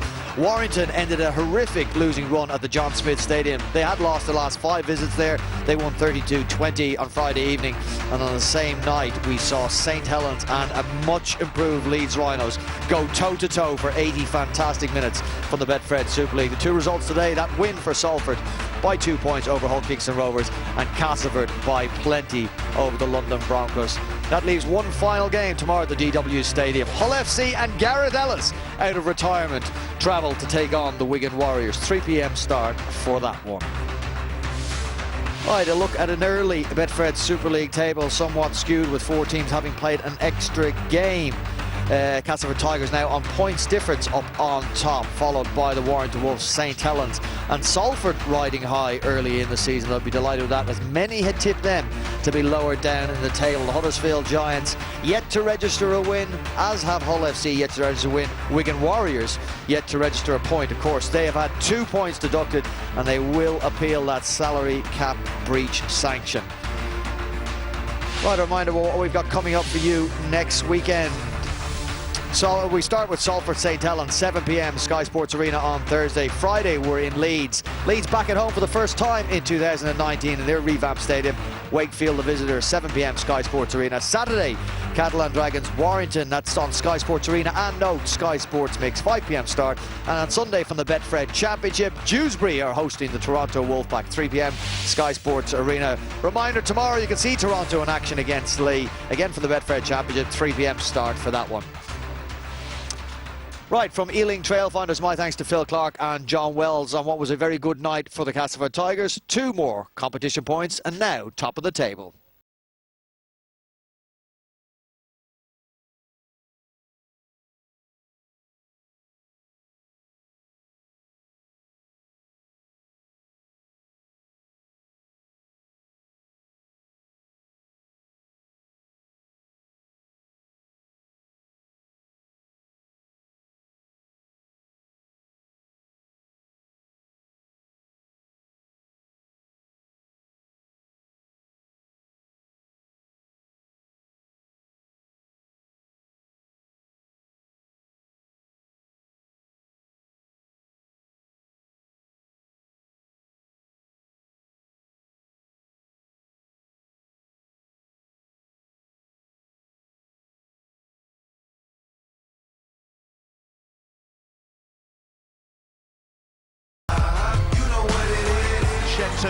Gets the ball on the inside and Jordan Rankin.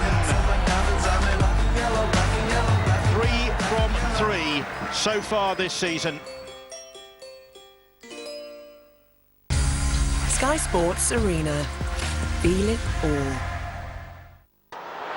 Back it comes now to Brown. Brown will find Roberts. Roberts to Ratford. Gildart missed everybody. He's found this fellow.